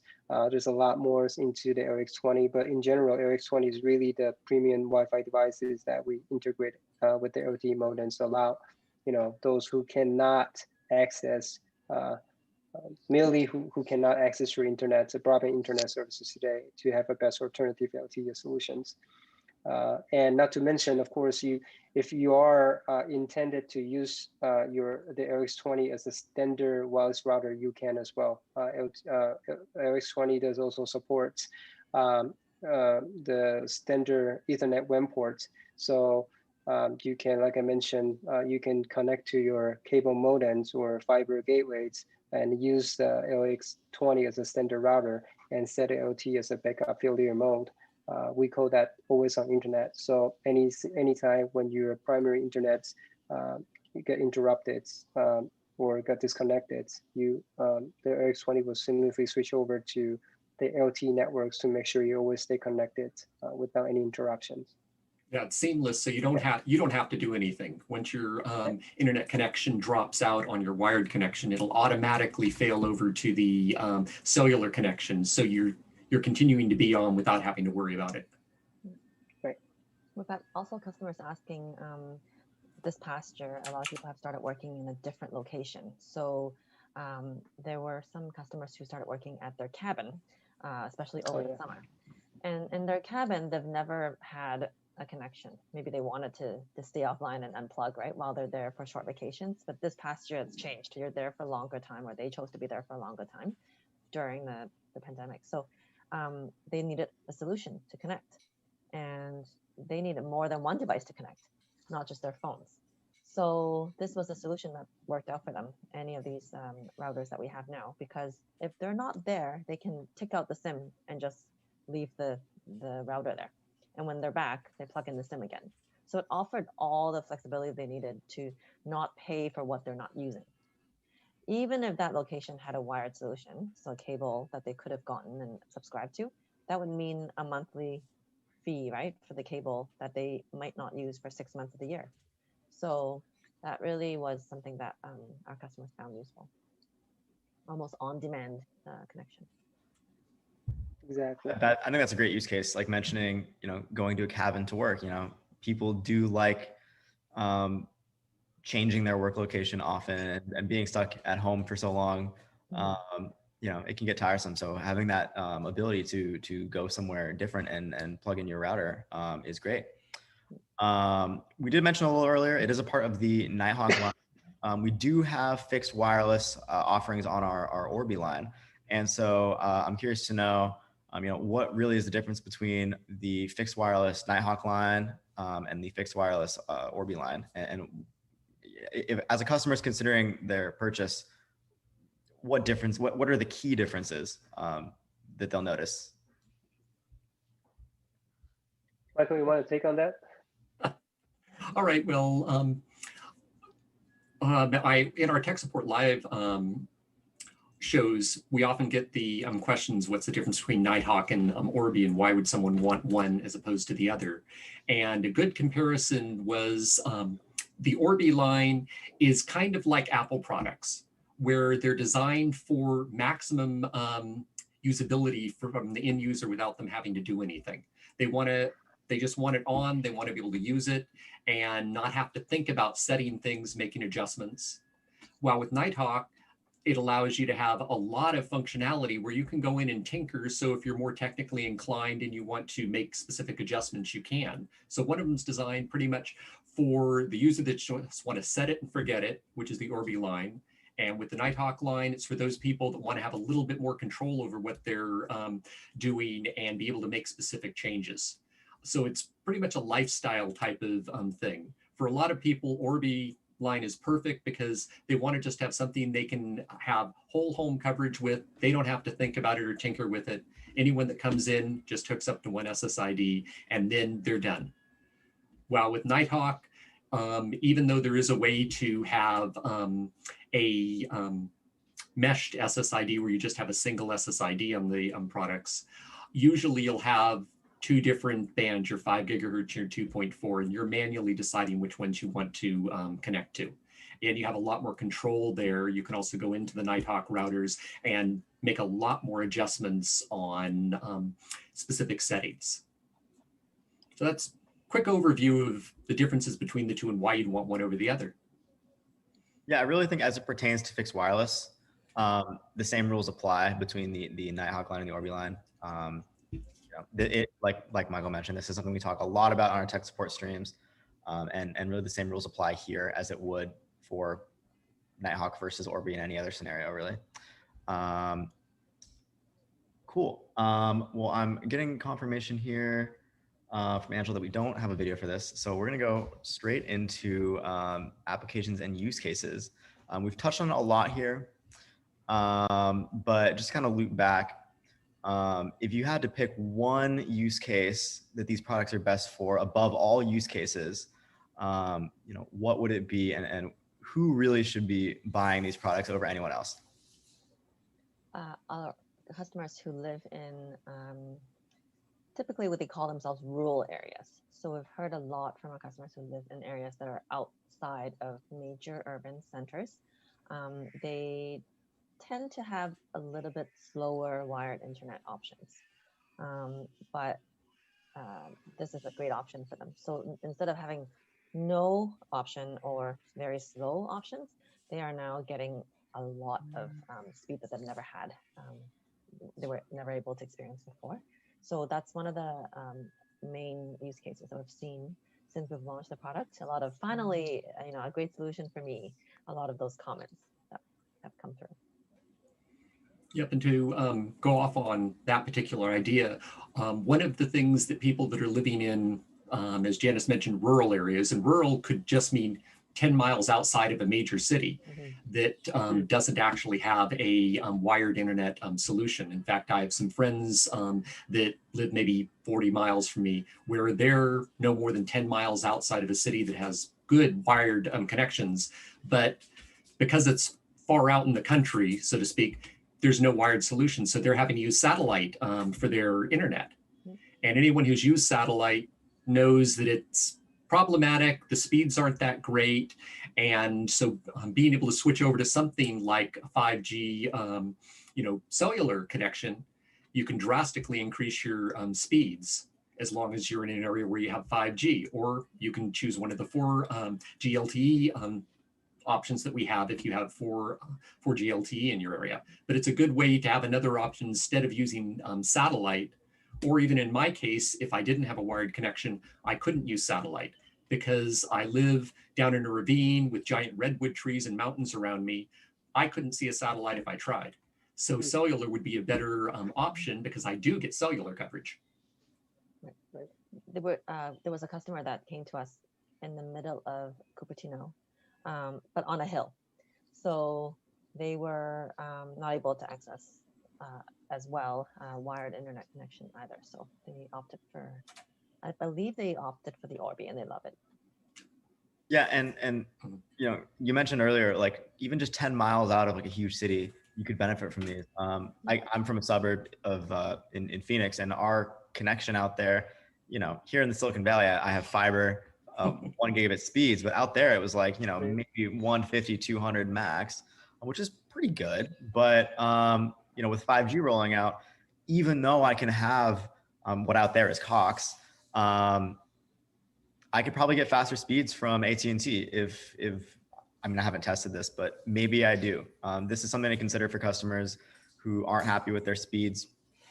I just at a baseline. Maybe the LTE or 5G rather would be faster. I know it probably would be in my case back in Arizona. So lots to consider from a speeds perspective. All right, let me see here. I lost my spot on my question list. Give me just a second here. Well, I do want to put one quick note. Again, from today's, cost per data standard, LTE is still relatively much more expensive than traditional broadband services you can get, for example, cables or fiber, right?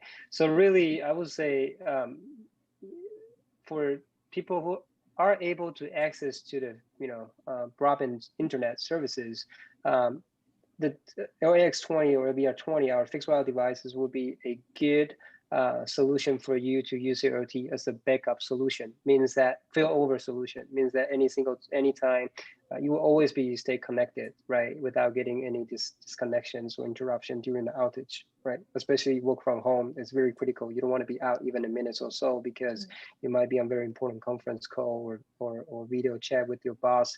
You definitely don't want to be cut off, right? So that is definitely, a very strong use case for those people who are able to access the broadband services. And I think the other parts, Janice and Michael will covered, that really, if you aren't able to access to the broadband internet services and are only able to get a very slow, unreliable internet from satellites or from DSL, really, and merely, again, the speed you're getting from DSL is not usable, right? I think you can probably only get up to 6 Mbps, and in a lot of areas you can get up only to 3 Mbps. It's only good for you to sending out an email, right?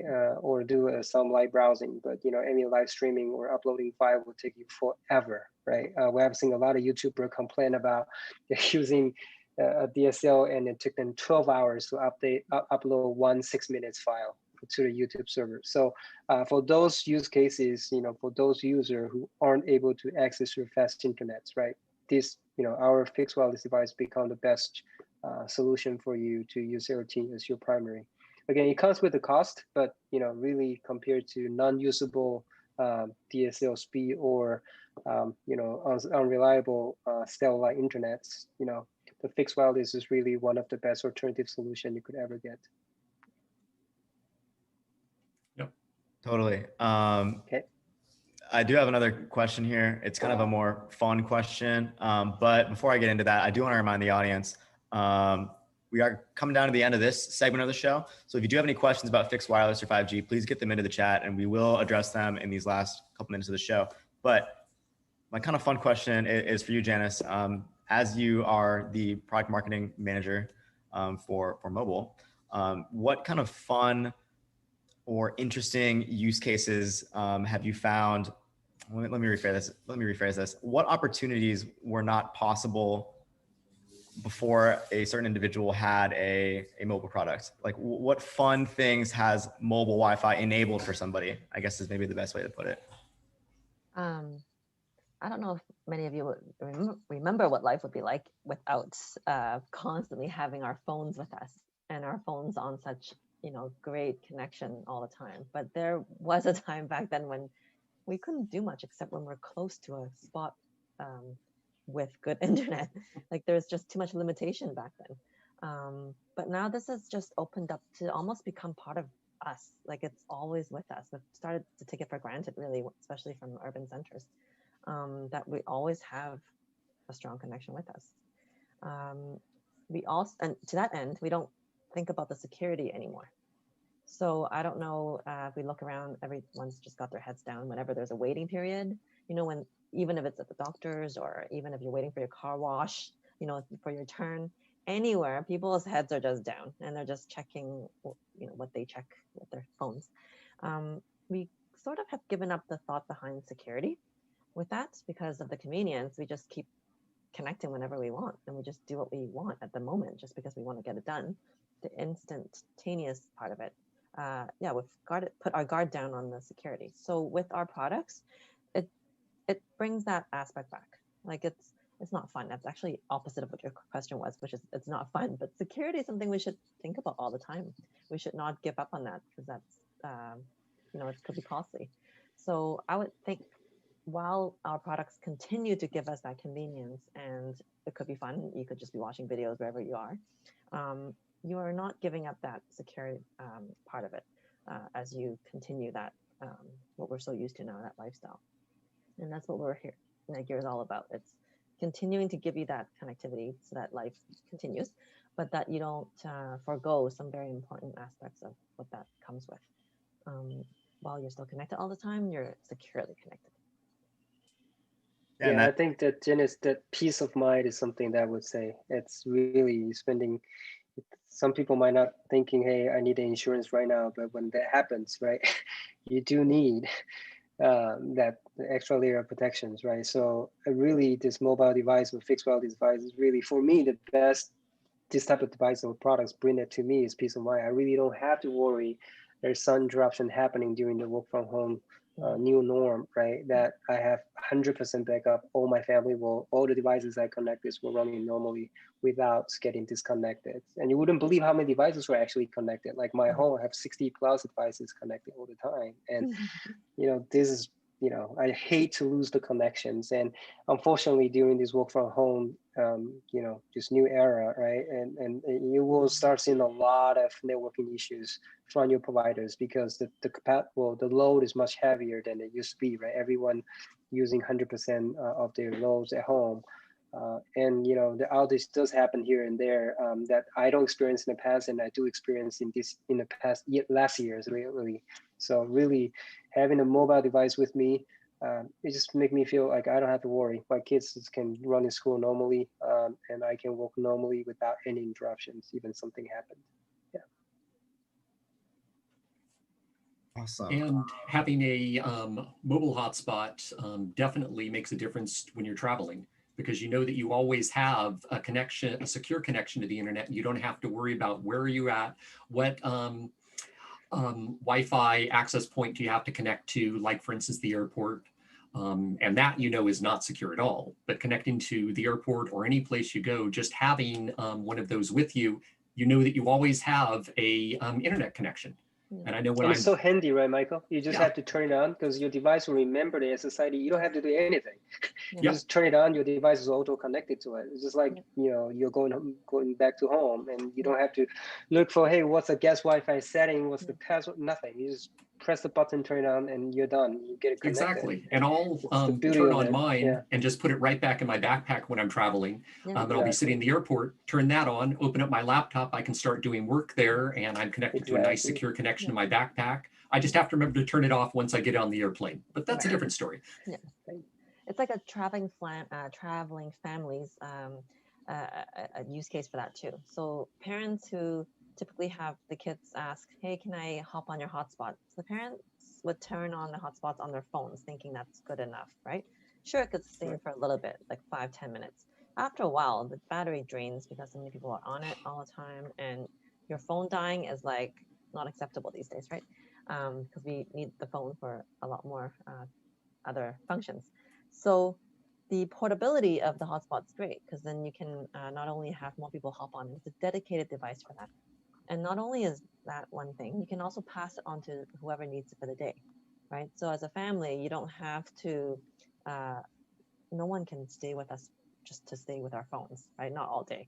They can't not separate from us just because they want our connection. So giving that one family member the hotspot for the day, and they can just take that. It doesn't belong to anyone, right? It's a shareable device, but doesn't belong to one person. Our phones are personal and it's ours, and you can't lend your phone. You can lend this to team members or family members. And you also actually pointed out one really big difference and reason why to have the mobile hotspot as opposed to using your phone is a hotspot. Because I've had that question from people before, why can't I just use my phone? And the answers that you gave, definitely that's a big reason for it. And another big answer is that when you put your phone in hotspot mode, it burns through the phone's battery really fast. While with these mobile hotspots that we have, the batteries can last, like you said, up to 13 hours. And so you're not burning through the battery on your phone. And as we know, phone batteries don't last that long anyway during a day. So you could blow through it in just a couple of hours, depending on how many people are attached to it and trying to use it. So this is a much better solution to a problem of being able to have your own cellular connection while you're traveling. Awesome. Great points all around. We are at the end of our time here. We do need to give the next team a little bit of lead time, 5 minutes to get ready. So we're going to be closing out the show. Thank you to everybody in the chat who has been following along with us.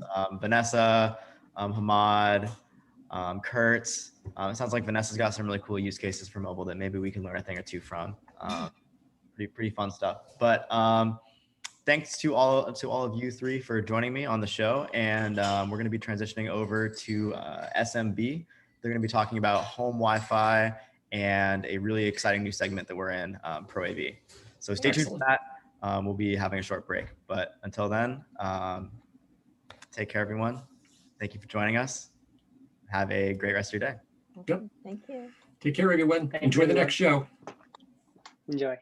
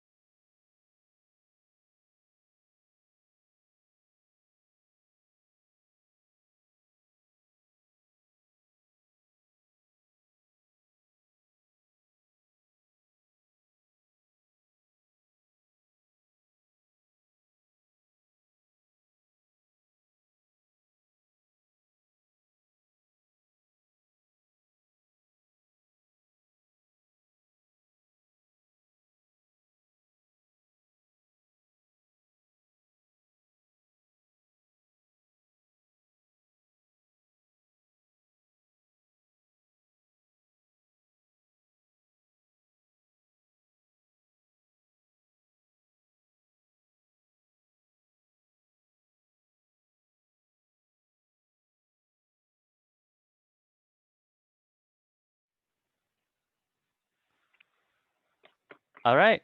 Hi, everybody. We're back to the NETGEAR CES live stream for 2021. And this next live stream segment and our final segment is going to be about NETGEAR business products, especially business products for your home office and your business, and also for our pro audio and visual products. So let's get started. I'm Brett DeSell. I'm a senior brand experience monitor. Oopsie, I gotta echo 1 second. All right, there we go. So I'm Brett DeSell. I'm a senior brand experience manager for NETGEAR business products. And I'm here with Doug and John, and I'm going to let them introduce themselves. So let's start with Doug, who go ahead and introduce yourself.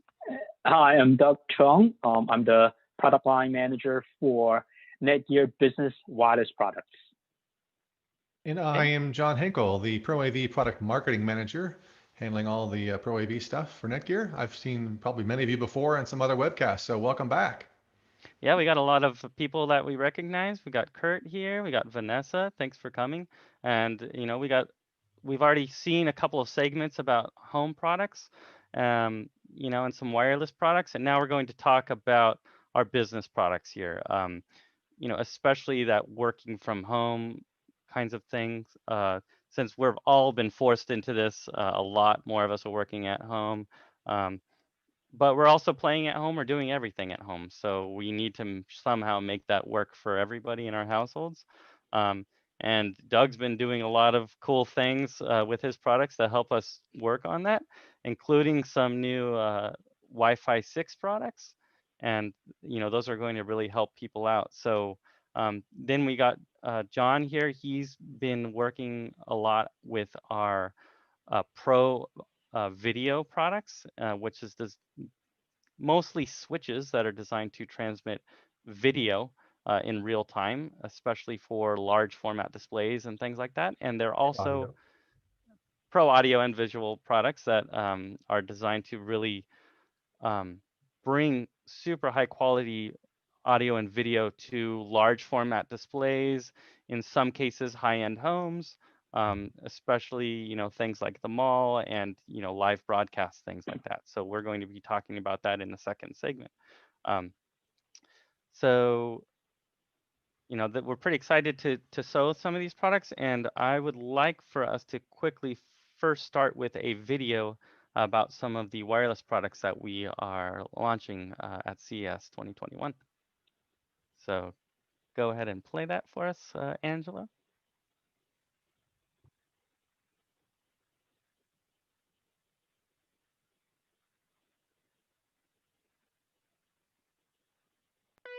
Introducing the NETGEAR 8-port multi-gigabit 10-gig Ethernet Smart Manage Pro Switch with 2 SFP Plus ports and the powerful 8-port Ultra 60 PoE++ version. Both switches are the perfect solution to connect your NETGEAR Wi-Fi 6 access point at 2.5 gig speeds for full performance and more, all from a single switch.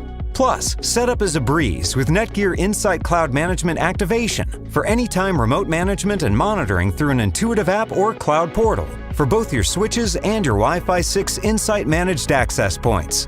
With a PoE model, future-proof your network with a powerful total PoE budget of 295 watts. Connect and power multiple devices to your network up to 60 watts per port, such as Wi-Fi access points, PTZ cameras, LED lighting, high-power speakers, and IoT devices.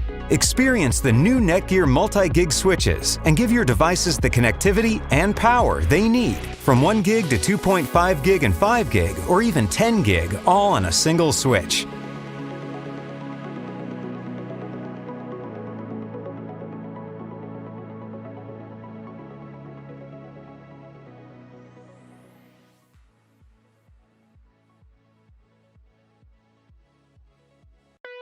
Introducing the NETGEAR 8-port multi-gigabit 10-gig Ethernet Smart Manage Pro Switch with 2 SFP Plus ports.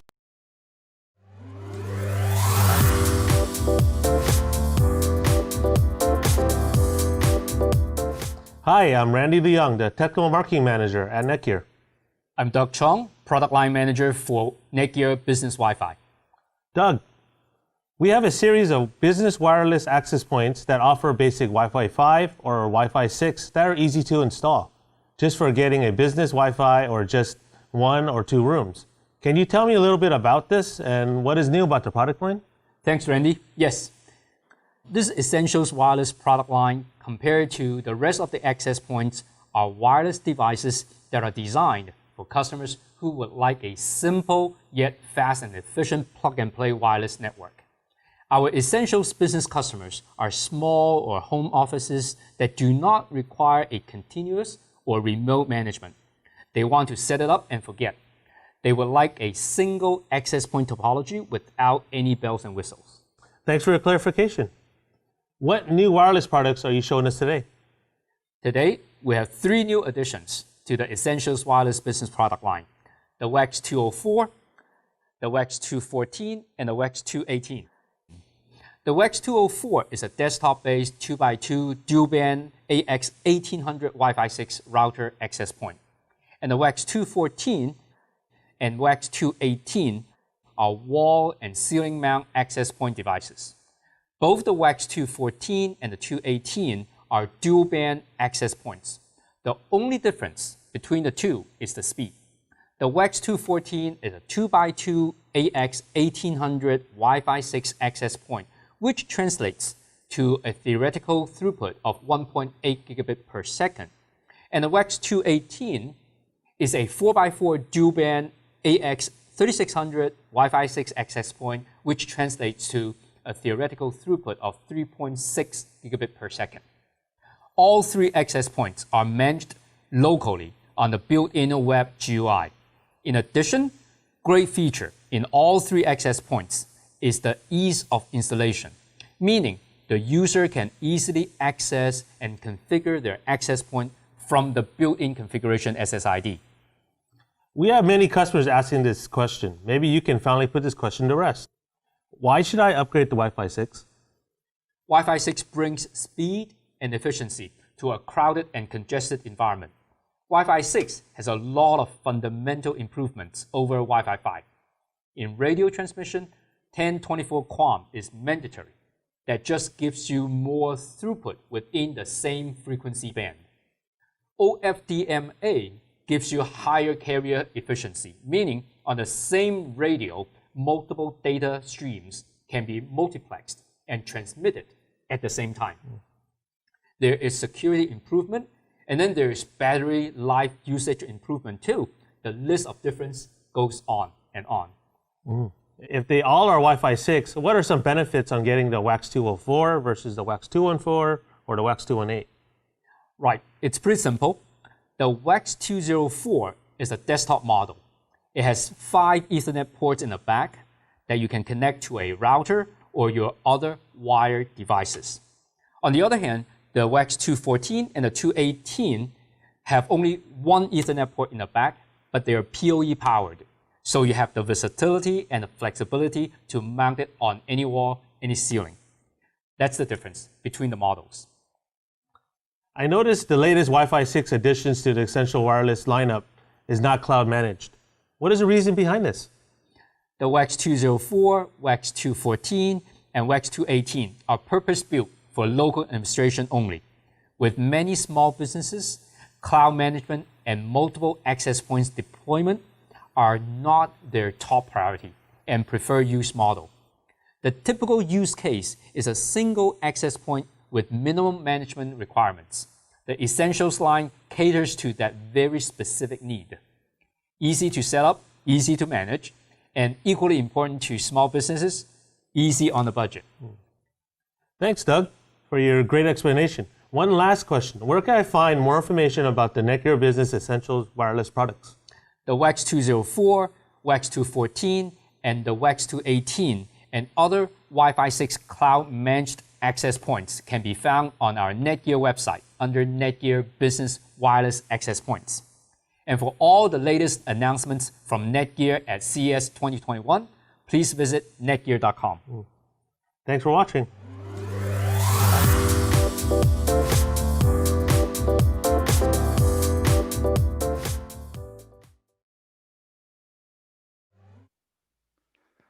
All right, we're back from the video that had Doug and Randy talking about the 200 series wireless access points. And Doug, I know we just heard some of that from the video, but I would just like to know, what is a business essential Wi-Fi? What do we consider a business essential Wi-Fi access point? Oh, are we?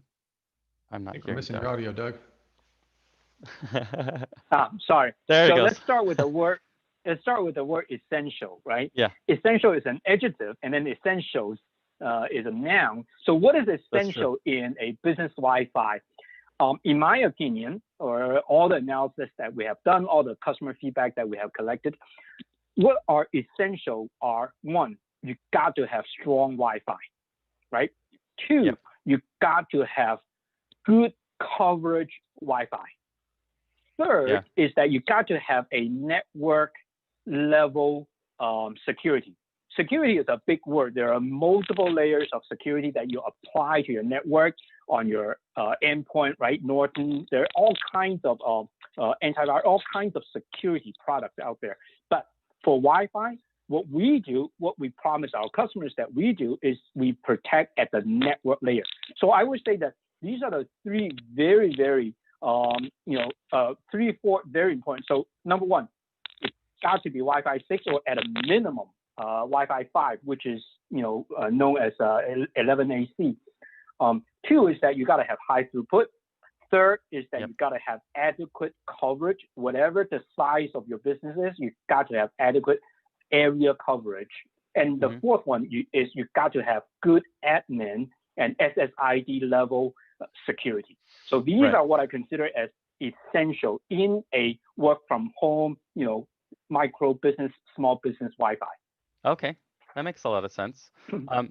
How should someone, setting up their business network decide whether they should be going with sort of consumer hardware or whether they should be sort of going into the business products using access points, using switches, things like that? How should someone, make that decision? What's that sort of decision tree for that? So for example, NETGEAR, we make both, right? We make very consumer-centric products, and we also just learned about a lot of those. Right, we just learned a lot about that. So I'll give you a very high-level difference. In our consumer products, we focus a lot more on gaming, on entertainment, right? So lag time, you hear a lot about lag time. Yeah. On the business side, you will hear slightly less about gaming, a little bit less about lag time. Of course, Zoom and conference call, these are essential, these are critical business applications. But in the big scheme of things, at the product level, we more than adequately handle those applications. What I'm talking about are those extremely, extremely sensitive, like 0.1 nanosecond, microsecond delay kind of gaming. Yeah, and if you need that, you could go with the gaming router. You go with Nighthawk, right? You absolutely go with Nighthawk. So on the business side, we emphasize a little bit less on that, but a lot more on security.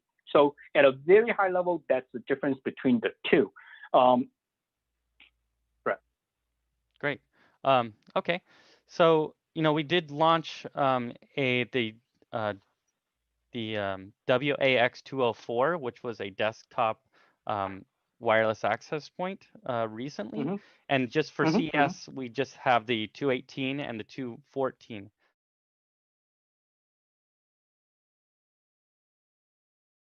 Except the 218 is very powerful. But can you kind of talk a little bit more about, the new ones we just launching at CES and what's exciting to you about them?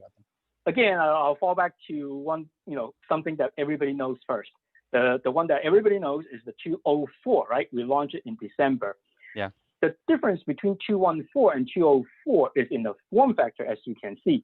Yeah. In terms of Wi-Fi speed configuration, they're exactly the same. They are dual band, 2x2, AX1800.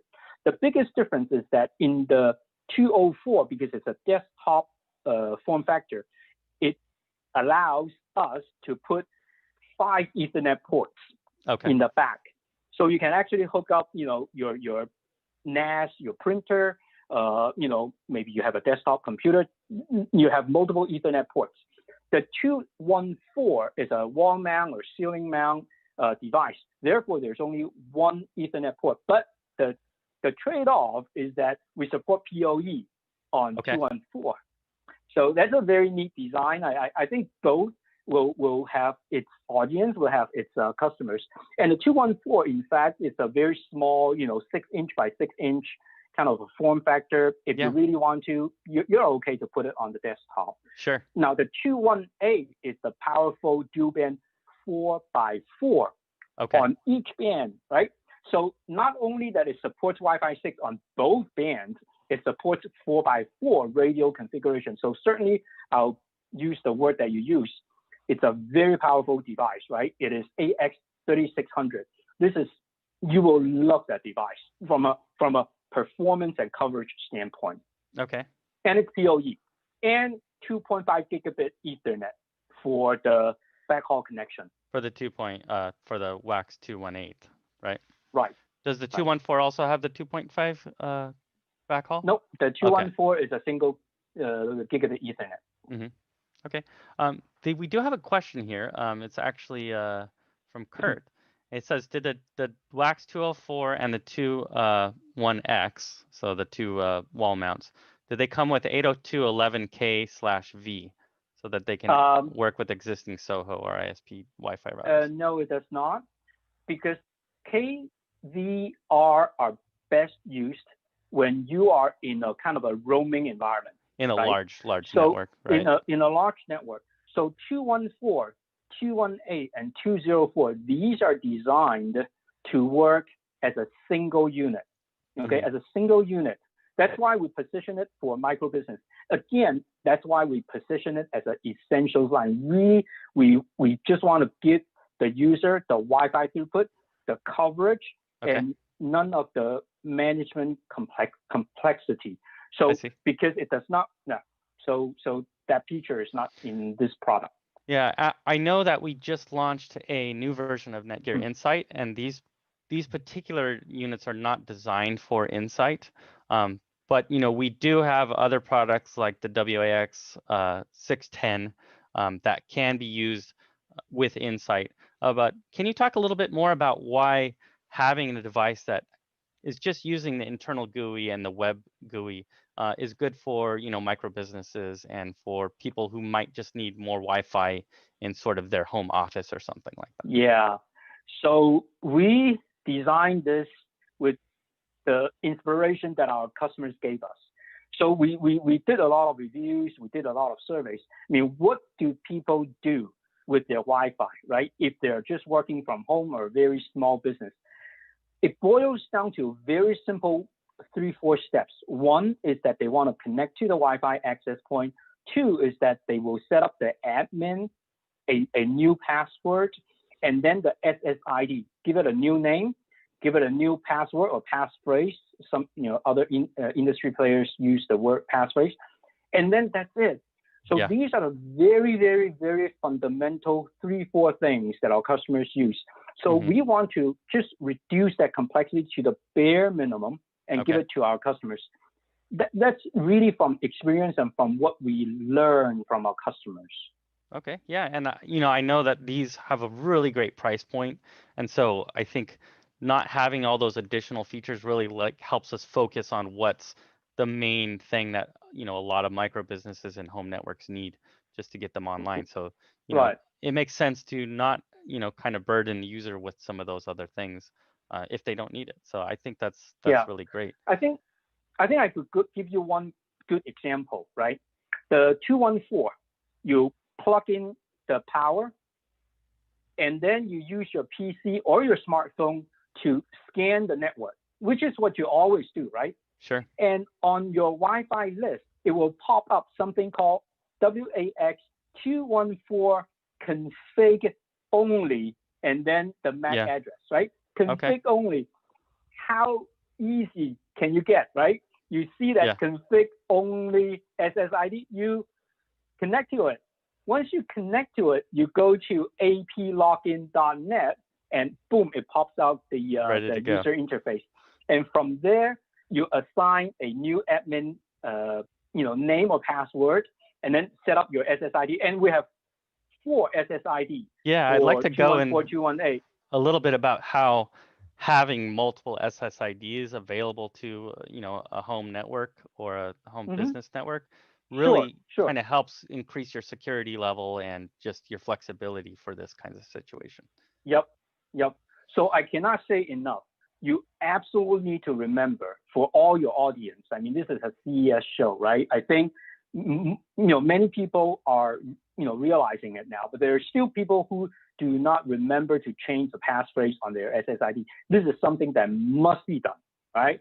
So once that is done, then you get yourself up to 4 separate networks on your home network. I mean, that would be very nice, right? You have one for yourself, for your work, one for your family member, one for IoT. I always emphasize the reason that we have more than 2 SSIDs that we want to avail one to just the IoTs, because IoTs are thin client devices. They have very weak internet security defensive capability. So set them aside, set them apart. If anything should happen to the IoTs, at least they do not touch your home network and your work network when you're working from home. So I think that at a minimum, 3 SSID is a minimum that you need, which is in our 204, and in 214, 218 we have 4 SSID, and I really think that that is a bare minimum in your home network. Gotcha. Well, I think we're just getting pretty close to being finished with this topic for now, but I did want to touch on, we did see a short video about a couple of new multi-gig switches that we put out. I'd love for us to just talk, with John and Doug about the place of multi-gig and what that really means, especially since the WAX 218 supports a 2.5 gigabit multi-gig backhaul. How does that tie into not just these access points, but sort of the future of Wi-Fi access points, the future of home networking, and things like that? Let me put in one sentence, and I'll pass it on to John. Perfect. John is more a specialist in Ethernet.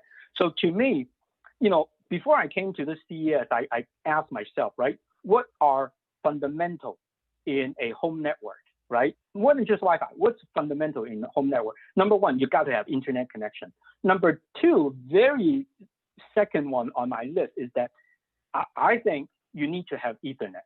No matter what, I'm a product line manager for Wi-Fi, right? Needless to say, I love Wi-Fi. But especially if you have a work purpose in the home, having wired Ethernet is still fundamental as an element in your home network, because it's always reliable. The speed is always, it's always 1 or 2.5 or 5, whatever the speed is, right? It never degrades from there, unless you go beyond 100 meters. So, that's right. So that's reliable. The speed is, dependable, and it's secure, right? So I always mention that, Ethernet is one of the 4 fundamentals in your home. And then the third one is Wi-Fi. I really think you need to have Wi-Fi. And the fourth one is network level security. So that's my take on gig and multi-gig. John? Okay. No, you got it, Doug. Certainly, those are the prime things. And as more devices start expanding in their capabilities, laptops may be multi-gig capable. Storage, I think we talked about this before the show went live. You have storage devices. You still need that as people have tons of videos these days or tons of music, right? I mean, you just got to have some storage, and you can't always depend on the cloud. So if you want to get it, and drives are so cheap, right? So you have a closet behind me, one of those 2 doors is a closet, and you add some storage, and you want a 2.5 gig, you can have almost instant update. That's right. Yeah, I think that it goes without saying that, Ethernet on the back end of your network, absolutely your modem is going to have Ethernet.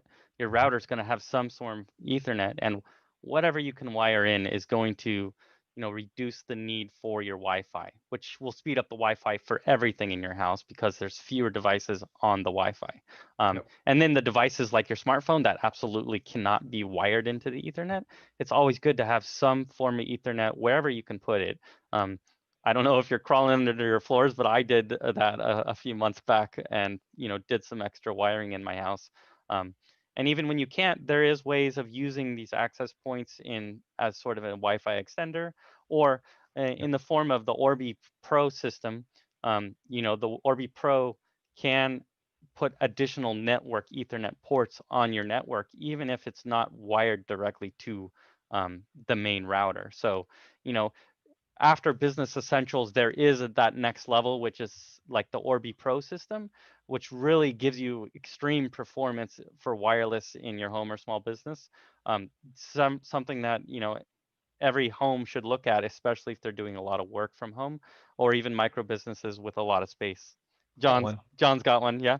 I use Orbi Pro at work and a few other places, so it's extremely fast, and especially the new Wi-Fi 6 one, it supports some extreme speeds. I don't remember the total speed is. I think it's 6,000 megabits per second, something like that. It's very fast. So I'll say I got one Orbi Pro before I moved, before COVID. So working from home full time, it was my goal to work from home full time anyway. And I was in a new house, older house that doesn't have Ethernet everywhere.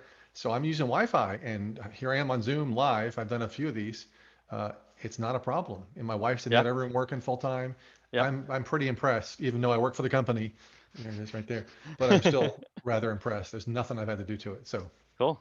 Yeah. So just the 2 new switches we launched is just part of the overall multi-gig switches categories we have.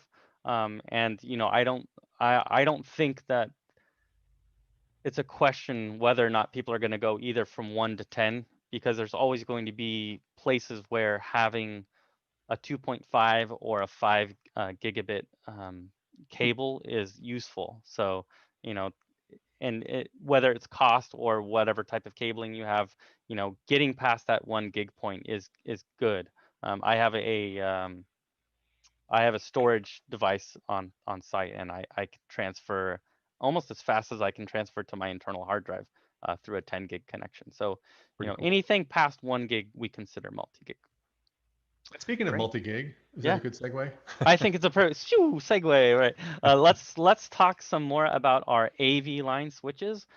These are less consumer devices, but also just very interesting and very much part of the future of NETGEAR business products, and really excited to talk more about them. So I'm going to move towards John, and I think we're going to try to play a video. Let's do that first. And then Let's give some we'll talk more orientation. about it. Yeah. Okay, great. So.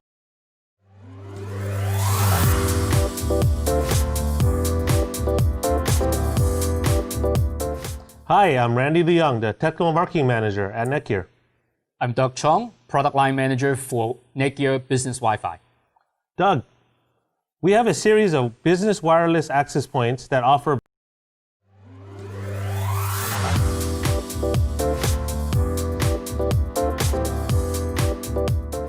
Hi, I'm Laurent Mazia, the Director of Product Line Management for NETGEAR's Managed Switches.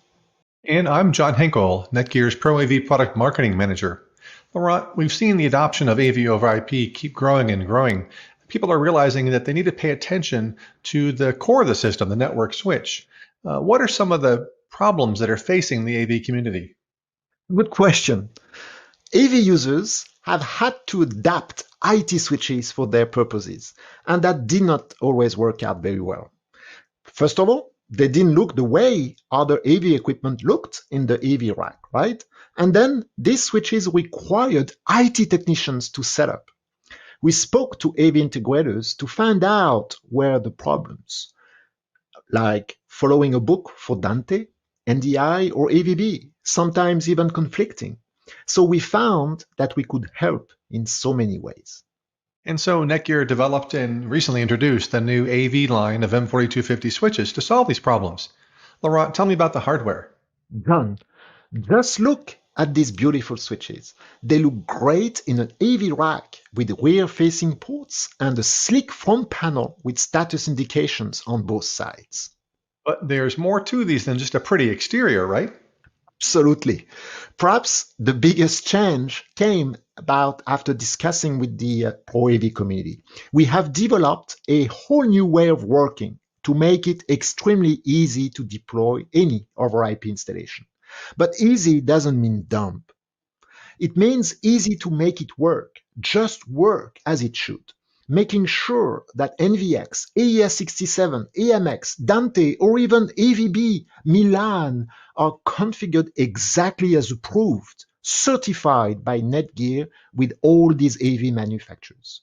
So, how? The new AV GUI on these 4250 switches uses AV profiles, which you can apply to a port or a group of ports to instantly set all the necessary parameters. After that, done. You can focus back on what is important for you, the AV portion of your project. The NETGEAR unique auto lag, auto trunk, and IGMP Plus automatically configure the switches, the uplinks, when you interconnect these switches together. So no more need to have a highly trained IT professional on site to configure the switches. That's right. We are giving the AV integrators the confidence to do more AV over IP installations. No more complex books. No more guessing. Our commitment is it just works. That's great to hear, Laurent. Is there anything else that will help ensure these jobs will go smoothly? There is, John. NETGEAR understands that our relationship isn't just about buying a piece of hardware or software. It is about supporting our customers and helping them succeed. That's why we offer all ProAV customers access to our free engineering services team, providing both pre-sale and post-sale assistance with network design and troubleshooting help during and after installation. That's a fantastic service, Laurent. Thanks for outlining that. Now, for help with an upcoming project, you can simply send an email to proavdesign@netgear.com. If you'd like more information on NETGEAR's ProAV products and unique capabilities, check out netgear.com/ProAV. Thanks for watching.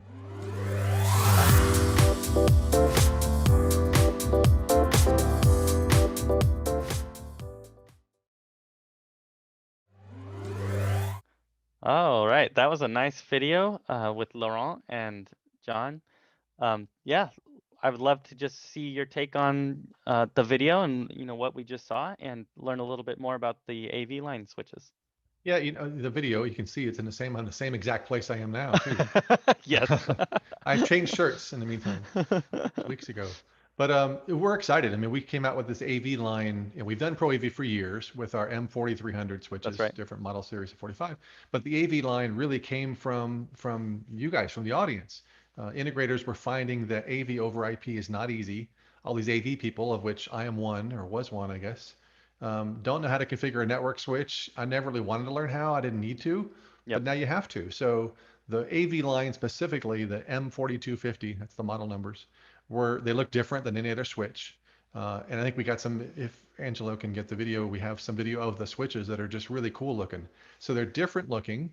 They have ports in the back instead of the front, because they're usually in some home AV rack that's visible in the room, so they look gorgeous. Yeah, they got that black look that's very, very piano black kind of look. Well, maybe not quite piano. It's nice though. But you still have like ports in the front and the back. So long story short, we ended up convening a group of integrators and installers, consultants, just after I started in December of 2019. And they said, look, we want a box that looks like this. It's got the ports in the back. It has this, easier to mount. We have other threaded holes on the front or the bottom of the unit. I guess Laurent, who's the product line manager for these, had said people were drilling holes into the chassis anyway, into the box. Yep. Like, oh no. So we added threaded holes for you. You don't have to do that on your own. Yep. In warranty. So you can put it on a truss piece for a live event show when live events come back, or things like that. Mount it behind a TV in a home.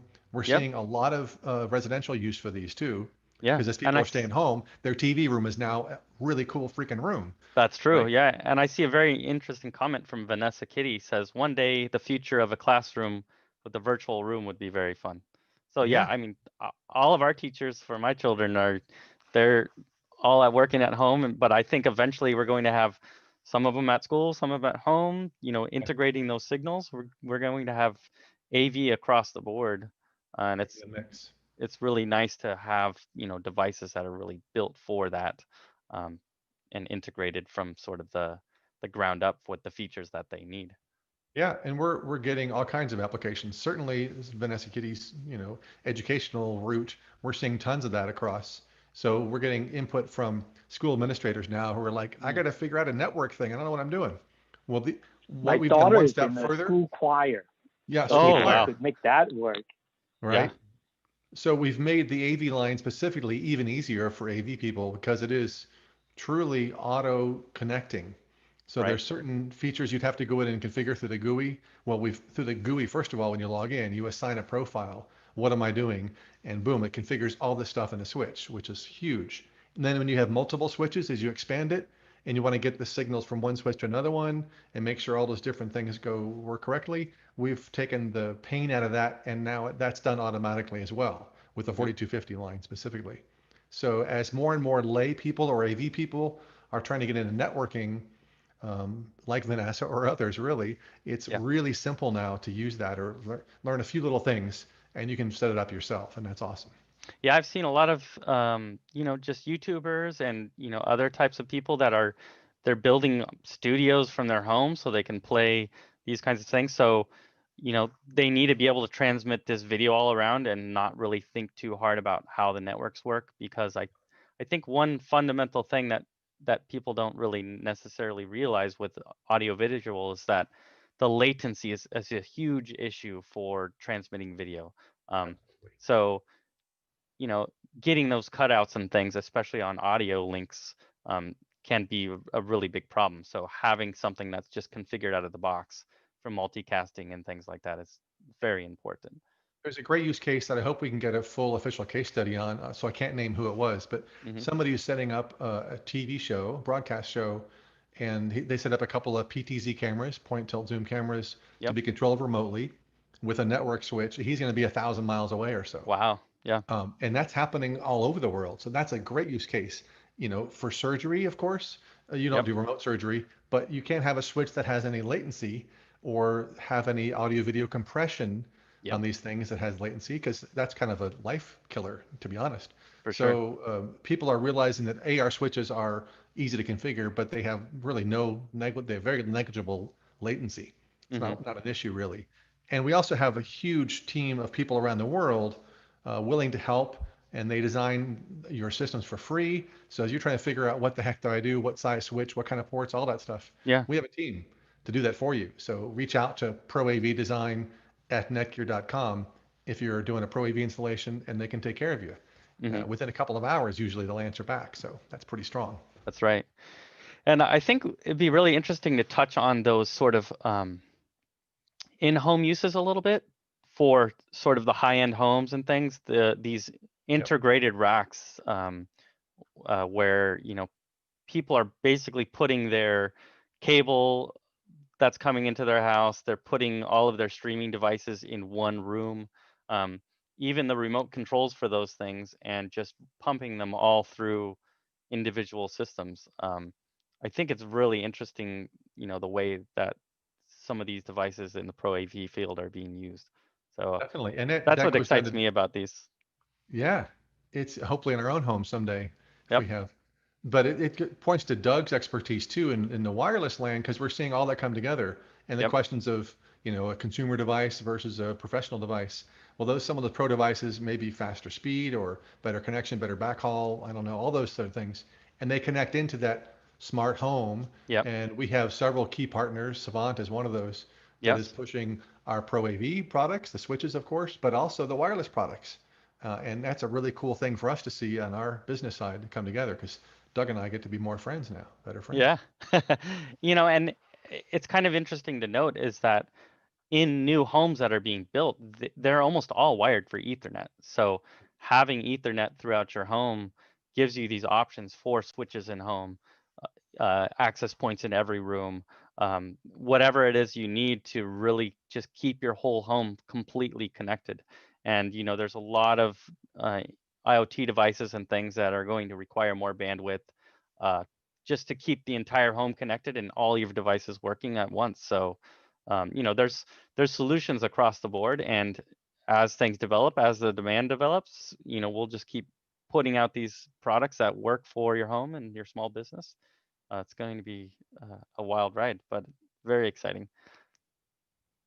Yeah, I'm looking forward to it. It's fun to see all the stuff come together from the AV side, which is, again, my huge background, seeing all this kind of convert over to the flexibility of a network where you just plug in one cable and you're done. And on some of those, you get power through the same cable. I mean, PoE is powerful.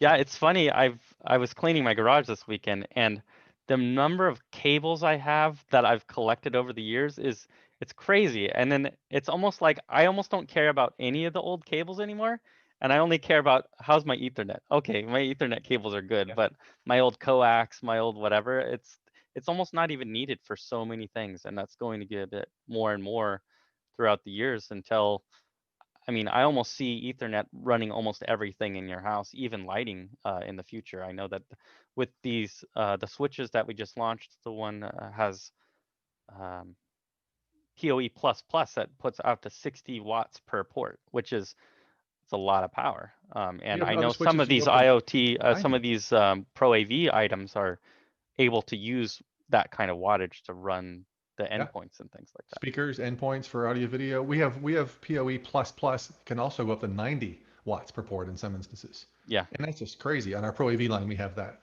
Yeah. It's a lot of power. So efficient lighting, networking across the home, it's just going to keep getting more and more. Let's see, there's a question. It says from Kurt, John, are the AV switches also the answer for the users that need PTP time source and distribution? So that's a I bit know, technical, but maybe we can talk a yeah. little bit about that. And I'm not as technical as certainly Laurent, our product manager. I know we do support PTP. I think V2 has been talked about more on the ProAV side. I don't know so the difference is I do know from TV live remote production that's well in my wheelhouse. Yeah. That's more of the sync that's in broadcast houses, and that is something we probably don't support. Time code, sync generator, things like that. And I know specifically some broadcast formats we don't support yet. But just for the general networking, it does have PTP for multicast. We need that for multicast video and Great. for a lot of the audio stuff as well. That's a big Cool. thing. All right. Well, we're getting close to the end here, but thank you for providing so much background on these AV line switches. I think they're really beautiful and very exciting for the use case that they have, and just for the future prospects of how people will be using AV in general across the board and switching. So very interesting. So thanks for that. And we're going to start wrapping up, but I just want to thank John. Thank you so much. And Doug for the wireless discussion. And really, we've had a lot of people online during this whole CES live stream. I just want to thank everybody who stuck around or came and visited and spoke with us. It's had a lot of fun. Thanks to Angelo and some of our other hosts doing some of the work in the background to make these live streams possible. It's not easy, I promise you, but it is a lot of fun. And I think we did pretty decent here. Absolutely. And I mean, just looking in the chat, see if there's any sort of final questions here. People just commenting, yeah, we have a lot of cables. Reginald said, I have so many cables and I need to get rid of them. Firewire, Thunderbolt. You're going to be yes. getting rid of more and more cables throughout the years, especially as better Wi-Fi, better Ethernet, more connections, and power through Ethernet. And we would just like to, say if you want to leave any chat or any notes to this live stream that we had, leave us a comment. Like and subscribe to our channel. We have weekly streams. We have a tech support live stream. We have occasional webinars and things for business, and we talk about a lot of different things on our channel. So go ahead and follow our channel, and just keep an eye out and give us a like, subscribe, ring the bell, do all of those other things, and we really appreciate everybody for sticking around for this CES 2021. Leave us a comment. Tell us what you're excited about for CES 2021 and beyond. And thank you, everybody. Have a nice day. Take care. And enjoy your CES.